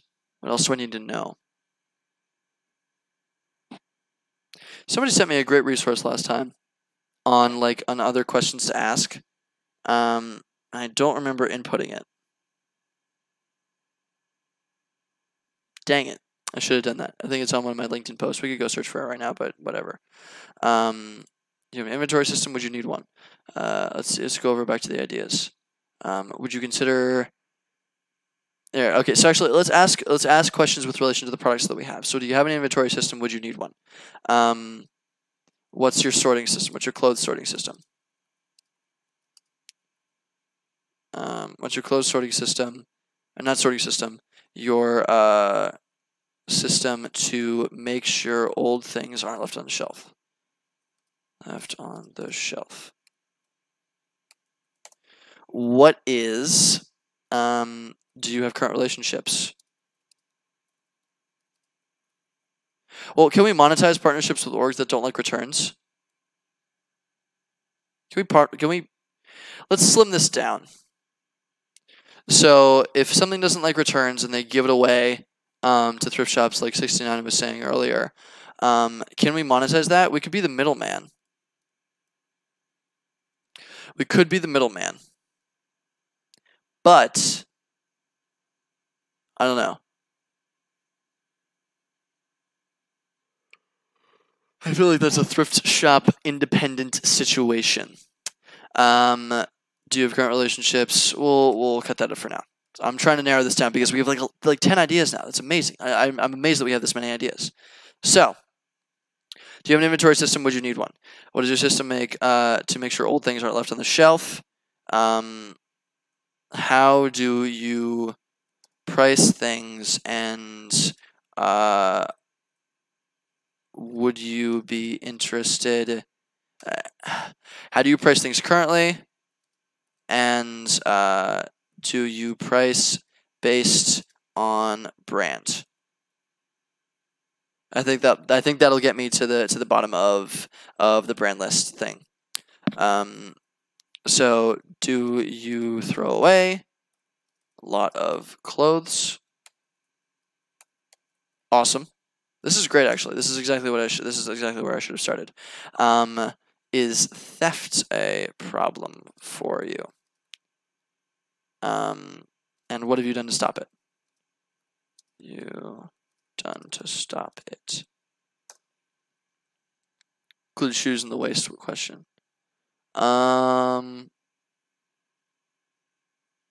Waste question. Do you throw away a lot of? Okay, yeah. Do you throw away a lot of merchandise? Because it's a good point. Like it's just with in general, like with stuff. You throw away a lot of merchandise. What do you do when you can't? You can't sell things. Cool. Is stealing a problem? Is theft a problem for you? What have you done to stop it? So that gets to the bottom of this. Inventory system based on tagging and sales might not be valuable. They don't really shouldn't care. So we already have the inventory system. Let's see. Going on the events. Let's stick to the events. So the process of determining what will sell versus what will not. Good point. I like that. That's actually better. So that would be under this. What is your process? I really like that. Process for determining. I'm just going to copy, but no, it's I can type it out fast enough. What's your process for determining what will sell and what will not? I like that. That's awesome. Thank you. Let's see. Do you host any events? Or is there like a deeper question you want to ask with relation to that? Do you have any issues with furniture pickup or scheduling? That solves that. Let's see. Do you have any issue? What are your issues with hiring? Hiring / volunteers.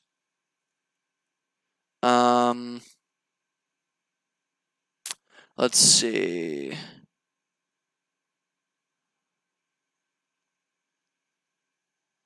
What's your challenge for partnerships with other businesses? Yeah. Do you host events? Have you partnered with other businesses?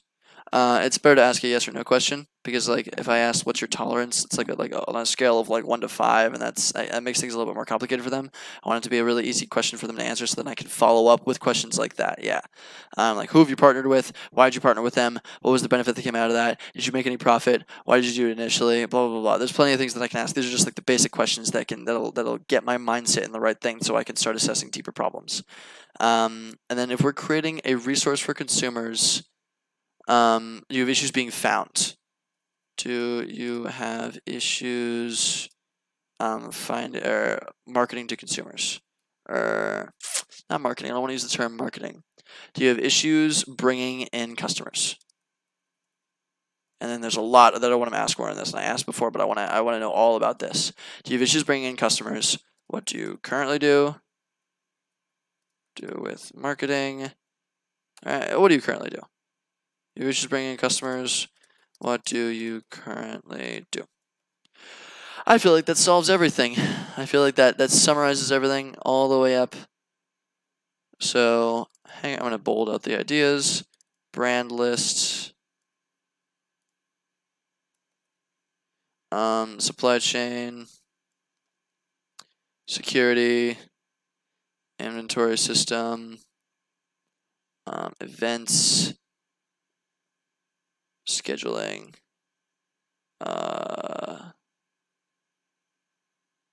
resource for consumers, hiring, online community.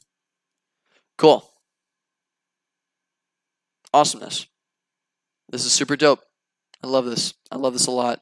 So we have a lot of deeper questions, to go into. This is great. I'm going to write all these down. When is my next thrift shop appointment? Checkup. Customer interview. Because I need to schedule something. There's one next week and I'm not in town next week, so I need to schedule to a call. Also, pretending I'm still a student has so gotten me in the door, and everybody's so excited to talk to me, and I just tell them, like, oh yeah, I'm a student doing an independent study. Just lie. I feel really bad about lying, but, like, it works so well. It works so goddamn well. I did graduate. I graduated, like, 2 months ago? Yeah, 2 months ago. And so I'm not a student anymore. Thank you very much. Also, how do I know you, Calvin? Do I know you? Are we friends? Are we friends? Are you from LinkedIn? How do I know you? Explain yourself. But yeah, so I graduated, so I'm not a student anymore. Fuck, I'm just gonna keep saying I'm a student. Because saying you're a student gets you in so many more doors, and everybody's so much more willing to talk to you, and it's so nice. Alright, cool. Time to do an Insta. Oh, cool. Nice to see you here, George. Oh. Woohoo. I think I'm done. I actually spent the entire time doing thrift shops. Dang, dude. I didn't get to the pup resource. My next steps are to go and interview more thrift shops. So I have like 2 or 3 more meetings set up. Now that I understand the general flow of how thrift shops work, I don't need to go in anymore. I can just hop on calls. I do want to go into a couple more, like one high-end one at least, the bare minimum. I just need to talk to more thrift shops though. I need to ask them these kinds of questions, and I need to start validating my different ideas to solve these different problems. And if they like don't do anything, like don't care about like extreme idea, go to r/Wall Street Bets and review people's positions. What? Wall Street Bets. Let's check it out. r/Wall Street Bets.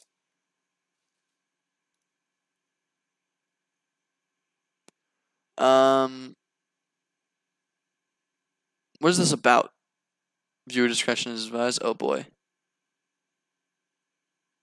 Tesla. Mod me to start options trading address. I got to make 400K on Facebook puts last year. Oh, this is so much finance, dude. This is so much finance. I can't do this stuff. So you're a finance dork. I know, of course, yeah, absolutely. I know it's a meme, but like, even if it wasn't, like, even if it was like, even a moderate suggestion, I can't. I do not know anything about finance or stocks or anything like that. I'm terrible at that kind of stuff. So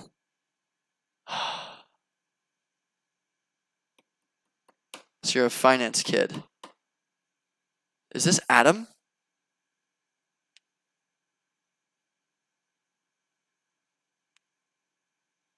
Fuck. Shit. Is this Tyler? No, did I tell Tyler about it? So not a finance guy. I think I knew Adam. Fuck. Adam Lerner? It was Adam Lerner. Oh. I hate that I don't know who you are. Oh. You're killing me here. But you're still in Pittsburgh, right? You're in Pittsburgh right now? Adam Lerner's from where I'm from, and we were cool. Okay. You're not in Pittsburgh? Pretzel! God, both of the people that I have no idea who you are, I just, you're killing me. You are absolutely killing me. Adam Lerner is dope. I love Adam, like, to death. He's, like, one of my favorite people in the world, and I need to shoot him a message because I haven't in a little while. He's a queen. He's a king and a queen and a kingdom all in of himself. He's just the best. I love him so much. Anyway, I'm exhausted, But if anybody else has further questions, I was gonna build like a pup resource in Pittsburgh, and I was going to uh, I was gonna at least start investigation into like a pup resource, because I made a pup post about I made a startup sucks post on LinkedIn, like hashtag startup sucks, and I made a little post about how like, oh, like what if I made like a little pup resource, because me and my friend Eileen didn't like, we suck at finding these events, and we're both obsessed with corgis, and we wanted to go to these corgi events, and we couldn't find these corgi events. We kept seeing like people post about like, oh, I went to the corgi event afterwards, and we kept missing them. So I was like, what if I create a corgi resource? But then I like started thinking about it. What if I create a dog resource for Pittsburgh as a whole? So that anytime there's a dog event, anytime there are like therapy dog events, anytime there are like pup meetups, anytime like pup businesses hosting events of their own, anytime there are like big dog walks or animal shelters are hosting events, like whatever it is, if there are dog events where there are dogs and you can pet dogs and you bring dogs, it's all there. It's all on this resource, and so I could build like a big community of pooch lovers. That would be so fun, right? So that was the idea. When I made that post, so dog spotting, but more than a Facebook. Exactly, yeah, dog spotting, but local and more than a Facebook group. So, so you can go and dog spot, like a dog spot encouragement group, or a resource to help people dog spot. So, I was joking around about that idea with my friend Eileen. Like, oh, I should just do that, and then I really liked the idea, and then I decided that I would like go and at least post about it, right? I wanted to make a post about it, and then one of my friends that lives in DC right now, I think, she contacted me. I think her name is Lorraine. I think it's Lorraine. Who knows? She contacted me and she was like, "Yo, I want to build this." And I was like, sick, let's do it. Like, if you're into it, let's absolutely do it. So she's into it. She has a bunch of other people that want to help, like, make the resource. And she actually wants to create something like that. So I'm going to talk to her before the next stream. And I'm going to try to make a freaking dog resource. Just a little website where you can join, like, a pooch Slack group or something like that, but just dog lovers in Pittsburgh. And I'm going to create a little subscribable event list. Where I aggregate meetups, and I aggregate dog meetups, and I aggregate pup events, and I aggregate Facebook events that have relationships to dogs, and I like everything like that. And I aggregate all that into one RSS feed where you can just get like a ping or an email or a text or whatever it is whenever something new comes out. So you can always find dogs, because people really like dogs, and I think it would be really popular among the college community. So that would be cool. I have plenty of other stream ideas. Oh, totally. I'm going to build a group around like young entrepreneurship or around this kind of thing. So if I create a niche group, so I posted about my friend's thing, Caltra.co.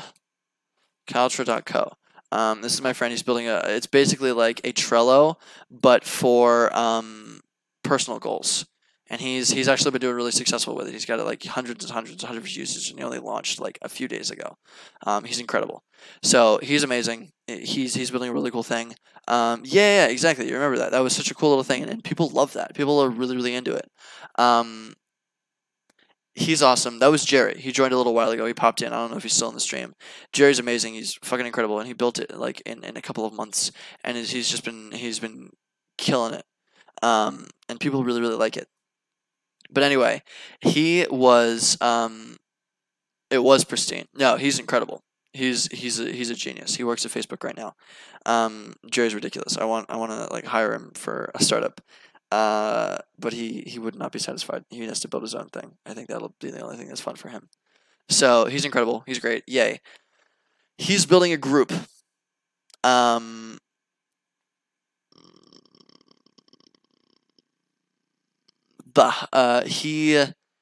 He's building a group along with his program called Caltra. So it helps people solve their goals online, right? It helps people solve their personal goals. It's like a workflow tool for your personal stuff.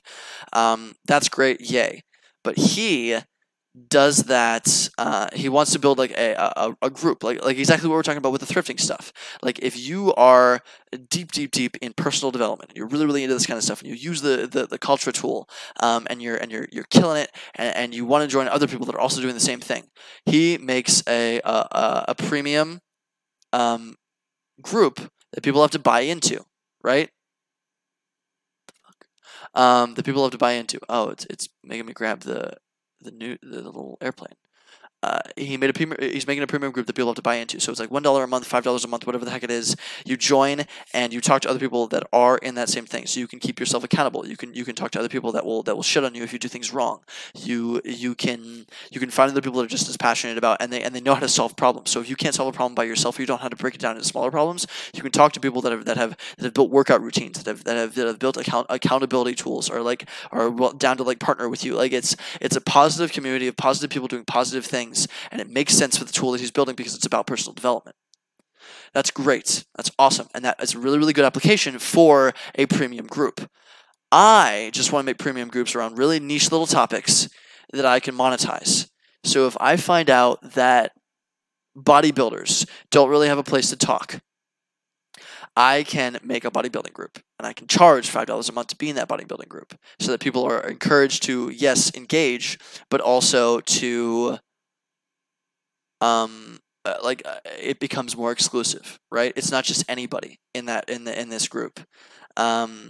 And there's no advertising. You're not advertising anything like that. It's all just about the right bodybuilding. And you can make a different section for legs. You can make a different section for dieting, for fasting. You can make it like all these people to explain their different things. You get to ask questions about all these different things you have questions about. And I could get like personal trainers in there so they can help they can find clients. I can sell it to all sorts of different people, and I can monetize it like a monetizable group. All I have to do is make a nice Slack group with cool integrations so that it's valuable to the people, and the product is the group. I want to make a group like that. We ideate on 10 different ideas. We come up with 10 different ideas. We narrow it down to like 2 or 3. I make a couple of these based on this launch pass and just quickly monetize them and quickly start running ads. Right? I'm interested in that too. If I can make a little bit of money, if I can just break even on that, that's fascinating. Right? And I say like first 100 people are free. Like to make sure that people actually join the group, or free for 5 days, join the group, and then after that we'll start charging. And then I have like a little bit of people that are in there. I have like 40 people that are all interested in this kind of stuff, and people start talking, and I manage the group, and I email certain people to get in, blah blah blah blah. And we go with that, and I spin that up, and by the next, I run ads on it, and I see what happens, and by the next stream, I talk about it, and we try to make it like more of a product, and we try to run different ads on it. But I can do that, basically, because this is a tool. Because this is a super simple tool, I can do that in 3 hours. We talk for an hour on different ideas, and by the end of the 3 hours, I have something up and running with an ad campaign for groups. I think it'd be really cool. I think it'd be super fun. So that's another little idea. What other ideas do I have? So YesBGH. When it gets into August, probably later, like mid-August, so maybe like 3 weeks from now, like 3 weeks from now-ish, I'm going to be doing a thing called YesBGH. I don't know if any of you know what YesBGH is, if you've seen it before. It was a thing that I ran before. It was a thing, I ran a platform. It was like my first little entrepreneurial venture that people actually really enjoyed. It was my first little product. It was basically just an email newsletter where I would talk to startups.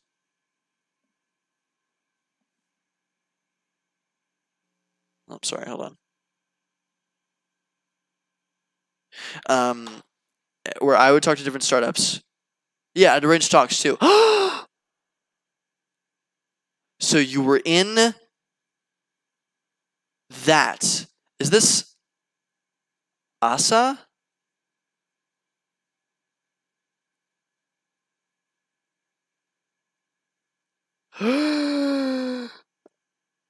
Fuck. You're an asshole. Let's talk more of that Slack group on LinkedIn tomorrow. That sounds cool. Hit me up. Yeah, I'm down to talk, Daniel. Anytime. Yeah, shoot me a message. The Slack group I think has really solid applications.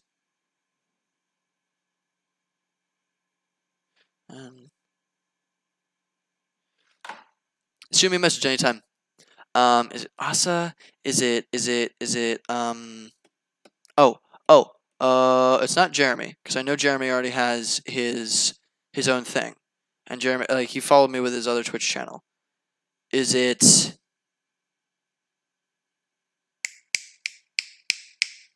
Fuck. I don't know. Ah! I hate this.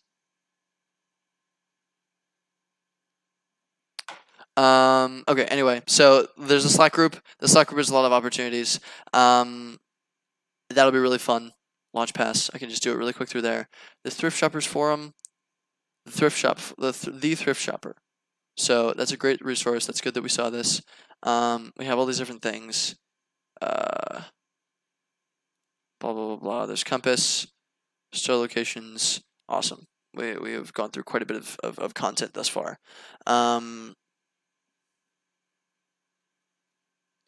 But I have a lot of ideas. I'm going to spin back up YesPGH. It's basically a little resource for students to find internships with startups locally. I think I got like 3 or 4 people placed at local like startups, but because I have access to literally the largest startup group in town, I can just outsource that, and I can just like make calls like, hey, if you want an intern, here, run this application, and ask like what you need to do and if it's paid, and I can just gather that information automatically, and I can send out all this information.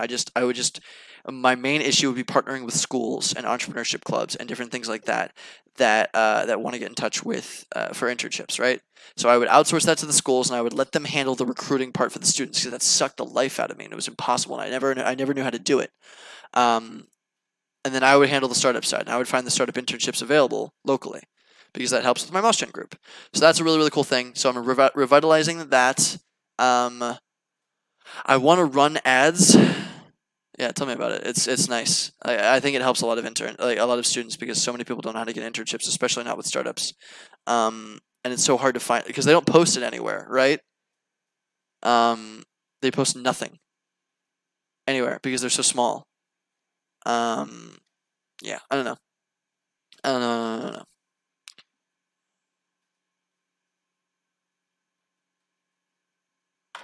So that's another idea.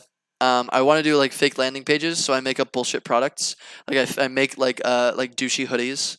Like on the hoodie it says like flex on me, or like just flexing, or asa dude, or like better than you, or like douchey little things, and see if I find like some clever URL like I'm a dick.com or something. And I just see if I can advertise it, right? And I just run some ads on it and see if I can get people interested. And if people are interested, then I actually like go and buy the hoodies and sell them to them, or like I do it without actually having a product. So little landing pages would be cool. I want one of my soon ones is definitely going to be building an Instagram audience. So I have an Instagram for Entrepreneur. I have I want to build an Instagram audience more on this stream. And I want to do Instagram lives, and I want to restream to Instagram. I want to do a bunch of different things with Instagram, because Instagram is such a fun community, especially with entrepreneurship, if you can actually show that you're creating really cool stuff. I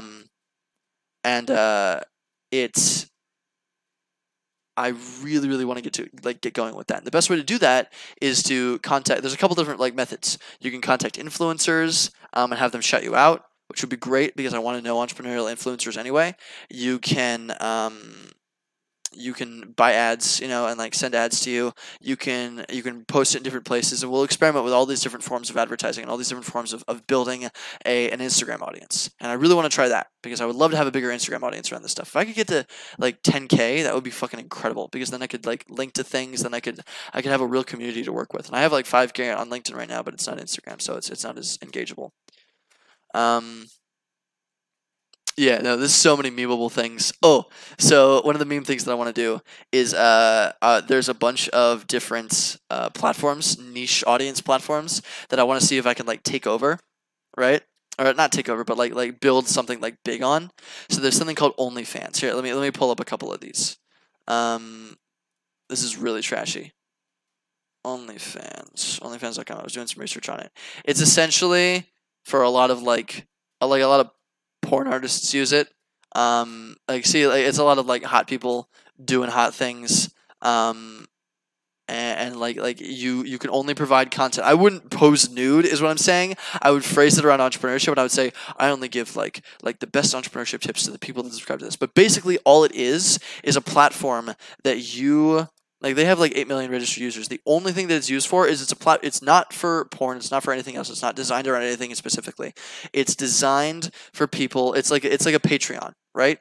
You can only sign on and follow a person on OnlyFans if you pay money to them regularly. So there are of course porn artists that pay that you pay like $10 a month to view these people and to be their followers on OnlyFans, right? And you literally have like porn stars like raking in like $100,000 a month because they have tons and tons of followers. You probably also have workout artists that provide really accurate like workout tips regularly to people that subscribe to them on OnlyFans, whereas they just like give highlights on their Instagram feed, right?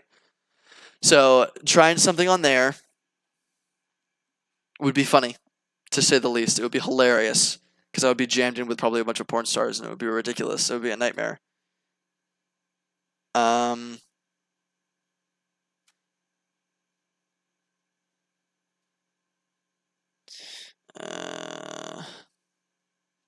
Anyway, there's like TikTok.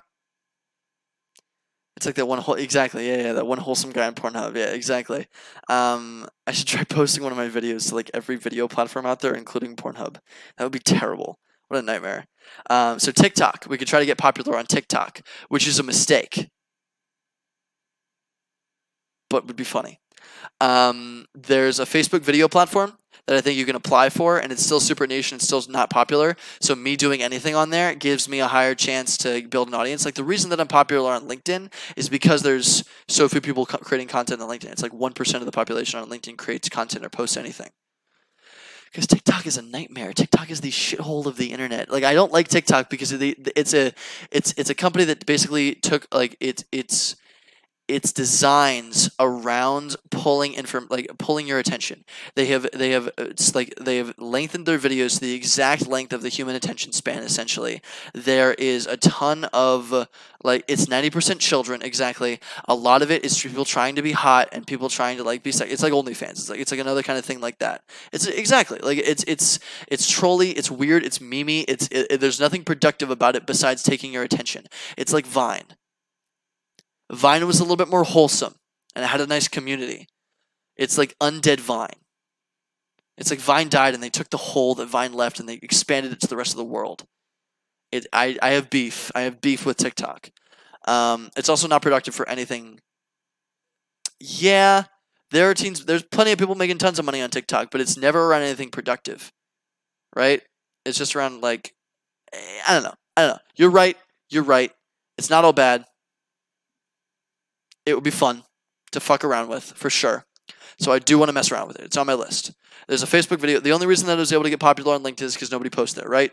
So it's easier for LinkedIn to, like, if LinkedIn sees me working really hard, the algorithm's like, you know what? We got plenty of room for you because nobody else is making stuff. So let's pop you on everybody's feed. So I'm more visible there, and it's easier for me to like build followers there, right?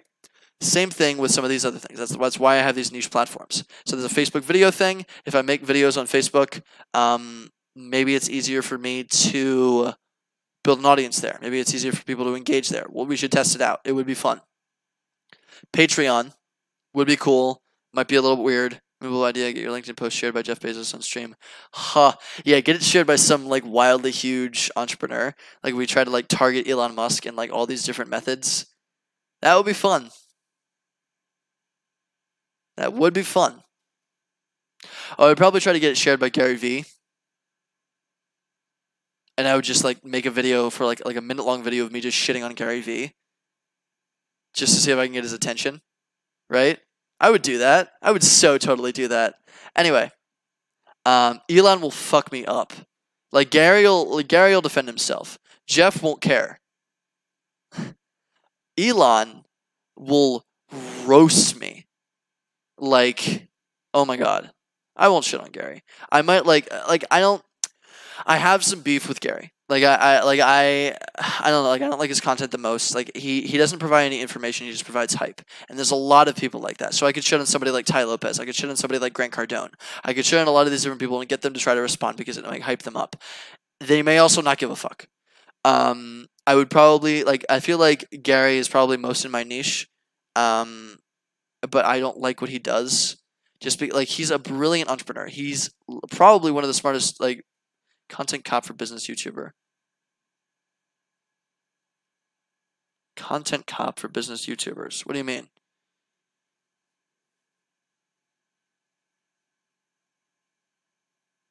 Content cop? So like I hunt for people being so I'm not aware of content cop, no. But so you're like, what you're saying is like, I would find people, please don't search this. I won't. Like a curator. So I would find people that are being dicks on social media and I would call them out, is my thing. Or people that are like providing misinformation and I would call them out. That might be fun. That would be fun. I want to try to build businesses. The whole reason like entrepreneur like functions is I'm trying to build businesses. So like if I build businesses and I'm like, more good point. No, totally. I would provide like good points about like, this is why you're wrong. This is what you actually need to be thinking about. This is why you need to talk to your customers. Blah blah blah. I would be specific with it and I would try to teach teach people good stuff. That would be fun. Totally. That's the goal of this entire thing. Like, I want to teach people how to build businesses, yes, but I want to be the business meme of the entire internet. That's the goal. Totally. I would love to become like a big fat business meme. It would be so much fun. Yeah, exactly. Oh, it'd be so cool. But anyway, other things. There's Alignable, which is hilarious. Alignable is kind of cool. It's the small business network. It's essentially like a LinkedIn for people that run small businesses, right? Get business advice and recommendations for millions of fellow businesses. Blah blah blah. So what if we could do? It's like kind of like a mini LinkedIn. Oh, you searched for it. Oh man, iDubbbz TV does that content cop thing. Don't search for that. But basically, like, I would try to use Alignable. I would sign up for something like Alignable, and because that's an even smaller network, but I run a business with lots of other small businesses, I would see if I can build. You're on Alignable. That's really cool. Awesome. I would see if I can build like an audience there because it's probably a little bit easier to become known there, right? Or we can see if we can growth hack Alignable to build like a really big community there, right? Might be cool. So that would be really fun. And then Shaper. Shaper is another really fun one. So Shaper. Shaper is essentially Tinder for business people. Like you swipe. Oh, you hate Shaper? It's Tinder for business. Yeah, exactly. Look at this. The better way to network.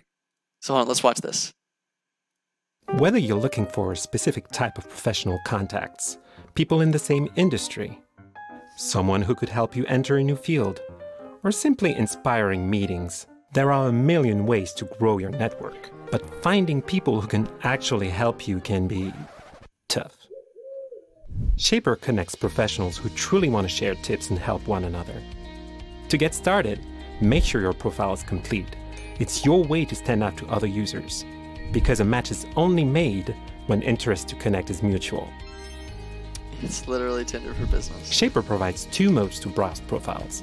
Let Discover mode be your guide. Each day, based on your interests, your goals, and your location, we will help spark serendipity by curating 15 profiles of people we think you should meet. Try out Search mode to explore the entire Shaper community. Select criteria that fit profiles you want to see. Combine them, refine them. But it's pretty funny. No, I believe it works. Well, so what have you pulled from Shaper, Daniel? Like, what have you gotten out of it?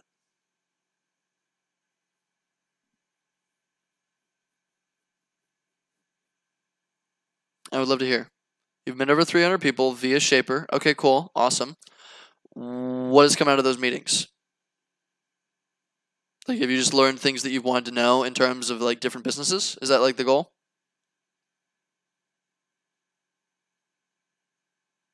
I think it's cool. LinkedIn connections? My number of LinkedIn connections? You hosted a huge event, really? Really? Yo, that's fucking cool. What a cool thing to do. I love that. Dude, I fucking love that. That's awesome. That's sick. I like that. Did you actually make money? That's so cool. I wonder if you could create a bot that automatically like makes events. I might try Shaper. Yeah. I might try Shaper. So I want to like try Shaper and like see if I can do this kind of stuff live. I would try to like broadcast my phone to my laptop and see if we could like build a community on Shaper, right? So I don't know. Shaper's free. I don't pay for it, but it's tempting. Yeah. No, I totally get you. Interesting. That's really cool. It would be worth it. It sounds like it would. Yeah. But yeah, so that was my last thing. If there's any other platforms that you think it would be like fun for me to like either troll or like try to make something happen on, I'm super down for anything. I would love to. I don't know. I would just love to build communities on different platforms. My opportunity.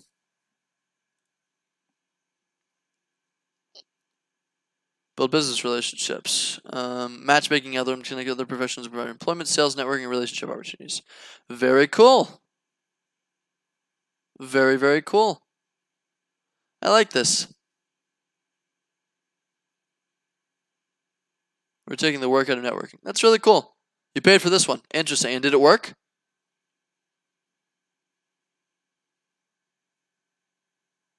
Yeah, was it worth? I'm curious. That's awesome. That's super, super cool.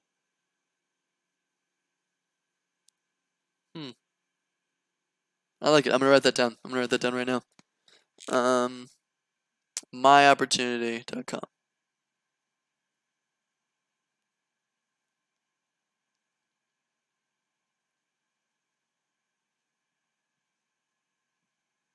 Cool. Yeah, that's awesome. Check out Beamstart. Oh, I love you guys. You guys are giving me so many cool things. Expand your professional network is automatically save opportunities for business, careers, and investments. Interesting. The heck? Huh. Huh. This is cool. Close. Close. Wow, it just jumps me right into the product.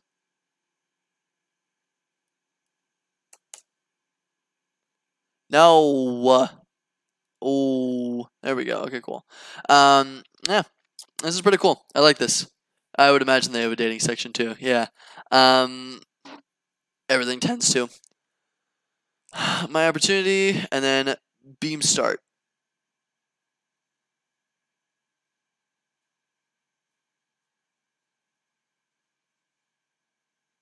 I love it. Cool.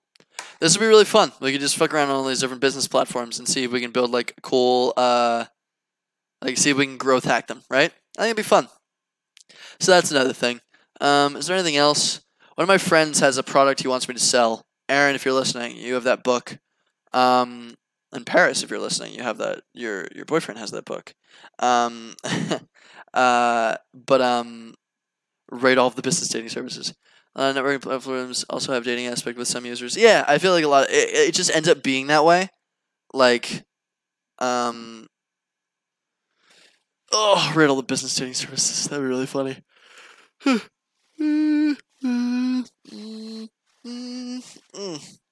I do want to become the business meme. I want to be so not just the business meme. I want to become the entrepreneurship meme for the entire internet. And I want to meme and I want to make it funny and I want to make it entertaining and I want to make it all silly. This Facebook of a dating thing? Really? That's interesting. I want to become the entrepreneurship meme. So I want to become the thing that I want to become the person that creates content around entrepreneurship, not just business in general. There's plenty of different things. We can make a lot of jokes about business, but I want to become the guy that people think of when they think entrepreneurship. Like I want to have funny content. I want to have silly content. I want to be fun. I want to just enjoy myself. Yeah. And I want it to be funny for other people. And I want people to laugh at my stuff. Yes. Because I try to be funny and I try to have fun. But I want to teach. I don't want it to be like, I don't want to shit on Gary Vee, but I don't want it to be like Gary Vee. Because Gary Vee just peddles excitement. He pushes hype. He pushes no information. And I haven't learned anything from what he posts.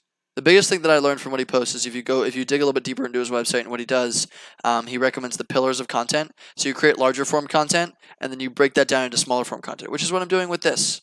But that's not that hard to figure out. Like that's helpful for some people getting into content, and a lot of people follow along with that. But I accidentally kind of stumbled into that without. Ooh, thunder's here. I accidentally stumbled into that without actually like seeing what he does. And seeing that he promotes that kind of stuff, because that's what he does. Like he'll do talks and he'll every little tidbit. Like remember my rant. Somebody pointed out like, oh, you should chop that up and that should be a great little promo. That's not that's not because of Gary Vee. Like he supports that kind of content, but that's not the way we think of it. Like it's kind of a natural thing to think that kind of stuff if you're in content. Because I'll do like 10 different little things on this stream that I think are valuable, and I can pull a minute from each. And I can use it for a stream. I can use it for a post on social media. I can use it for an Instagram post. I can use it for a LinkedIn post. I can use it for ads that I'm running, right? And so he does have some useful stuff, but even if you dig really deep into his things, like he doesn't show too much information. But that's because he doesn't need to. Gary Vee has targeted the broadest possible audience with the hype because he's able to capture the largest possible audience, because he doesn't need to like lose people when it comes to going into too deep into information. Like I lose people when I go into too deep into information. Like it's not for everybody. People don't really like it that much. But everybody likes talking about stuff. Everybody likes getting hype about stuff. Everybody likes the concept of hustle. And so he promotes the concept of hustle a lot, right? That's great. I support that because he wants to reach the broadest possible audience, because then he can market his products to that broadest possible audience. He has all consumer products. All of his products are consumer. All the products that he works with are consumer. He has a wine brand. He has a sneaker brand. He has a I think he has like probably online courses or something like that. All of it's consumer oriented, right? It's not for business people. It's not for actual entrepreneurs. It's for people that are hype. It's for kids that are hype and kids that wanna feel like they're kicking ass. So I support that. He's a brilliant businessman, but he's not teaching anybody anything. So that's my beef with Gary Vee. That's my wholesome beef with Gary Vee. And I think Tim Ferriss is the opposite of that for the most part, in the sense that like his book 4-Hour Workweek literally just goes into like information. Like that's all he talks about, information. He's like, this is what this person did. This is how they did it. These are the tools they used. Next. And he just goes. I think that's great, and I like that a lot more, but there's not as much, like, he doesn't show you how to get into it. He just says, like, this person made a ton of money doing this. You should do it too. And he gives you the resources they used, but it's hard to understand how they did that, because there's a lot of technique to that. And there's a lot of there's a lot of mistakes that you can make, and he doesn't go into that. So I wanna become the broad entrepreneurial resource for people that want to actually start building things right now, that have enough hype, that have enough information, but want to like get it moving. And I show them the outlets for which I like build businesses. If I can just get something running, right? If I can make a business and I make like $100 a month off of it, fuck, that's great. That's all I want. And I want to be able to, like, you know what I mean? Like, I don't hate anybody that's doing entrepreneurship currently. I just feel like there's a lack. There's a lack of direct information when it comes to entrepreneurship in content, in the typical social, like, in pop culture. And so I want to try to become that person, if that's interesting. I'm not going to have nearly the audience of Gary Vee or Tim Ferriss or anybody of those guys, because they have much larger audiences. But I feel like I can build, like, a solid group of, like, the goal is, like, 1,000 really committed people. Really committed kids or professionals or individuals that really love entrepreneurship and really want to get started. And so I could literally create something like an online accelerator, like an online group of people that are all trying to build businesses, and I can help them build businesses. And I can have other people that are also building businesses help them build businesses. And I have CEOs that I'm friends with that can help them build businesses. And I can create a little online accelerator of people building little things like I'm trying to build by teaching them what I do. And I feel like that'd be really, really, really, really, really, really, really, really, really, really awesome. So that's the eventual goal with Entrepreneur, just like quick rant. By dint of your own personality, you're gonna teach people useful entrepreneurial stuff. So let's get you famous so that people receive more dive. No, word. I like that a lot, and that's kind of my goal, right? Like the stuff that I post on social media isn't unbelievably informational, but I always have an informational flow to it. So that way I gather the people that want to learn more. I don't just gather like hype beasts. Uh, I So I feel like I feel like I agree with that. I'm gonna teach people things naturally. That's the process. That like I did not intend to like create. I don't intend to create like a curriculum or like specifically design what I'm doing or anything like that. I just want to have fun and do this kind of shit, and then chop it up into little bits and then show everybody what's going on, so I can push people more towards the stream. Eventually, pretty soon, I'm going to start streaming on LinkedIn Live, on Instagram Live, on Facebook Live, on YouTube Live, and I'm going to do it on all different platforms all at once, so I can try to build an audience on every little platform. But yeah, I don't know. For now, I'm doing the Twitches, I'm doing the LinkedIn. The LinkedIn's going really well. People really like my stream stuff, and I want to build an Instagram audience soon. I feel like that's the next most applicable thing. But fuck, it would be fun. Fuck, it would be fun to help people with that kind of stuff and to build that kind of audience. Got a flash flood warning. I don't know if anybody's in Pittsburgh, but I got a flash flood warning because it's thundering. I love the rain. Okay, cool. I'm glad you like it. If you have any other questions, hit me with them now. Otherwise, I'm gonna hop off. I really appreciate you hanging out with me for so long. This has been like by far like I don't know if it's my most viewed stream. I'll get the statistics later, but I've had the most people consistently. I think I've had like 8 people almost the entire stream, which is really, really big. So people are interested in this, and I'm really, really happy, and I really appreciate you guys. So, wholesome love, big hugs, big smooches, big wet smooches. And I will get to thrift shops. Very cool stream. Absolutely. Thank you for hopping on, dude. I really appreciate you coming here. It was really cool of you. And if you want me to, ping me on LinkedIn, and I can update you every time I do a new stream. But usually it's every Sunday from 6 to 9 p.m. Eastern time. So, yeah. And if there's ways that people would prefer to get pinged, I would love to hear that. But right now I'm just doing a little LinkedIn ping group. But yeah, hit me up. Let me know. I will see y'all soon. Yeah, absolutely. It would be great to have you next Sunday. Yeah, hopefully next Sunday. I think I might be traveling. We'll see. So I'll promote it pretty highly if I don't have anything. But yeah, other than that, I'll see you guys soon. Have a good night. And ask me any questions you want on LinkedIn or anything else. Bye.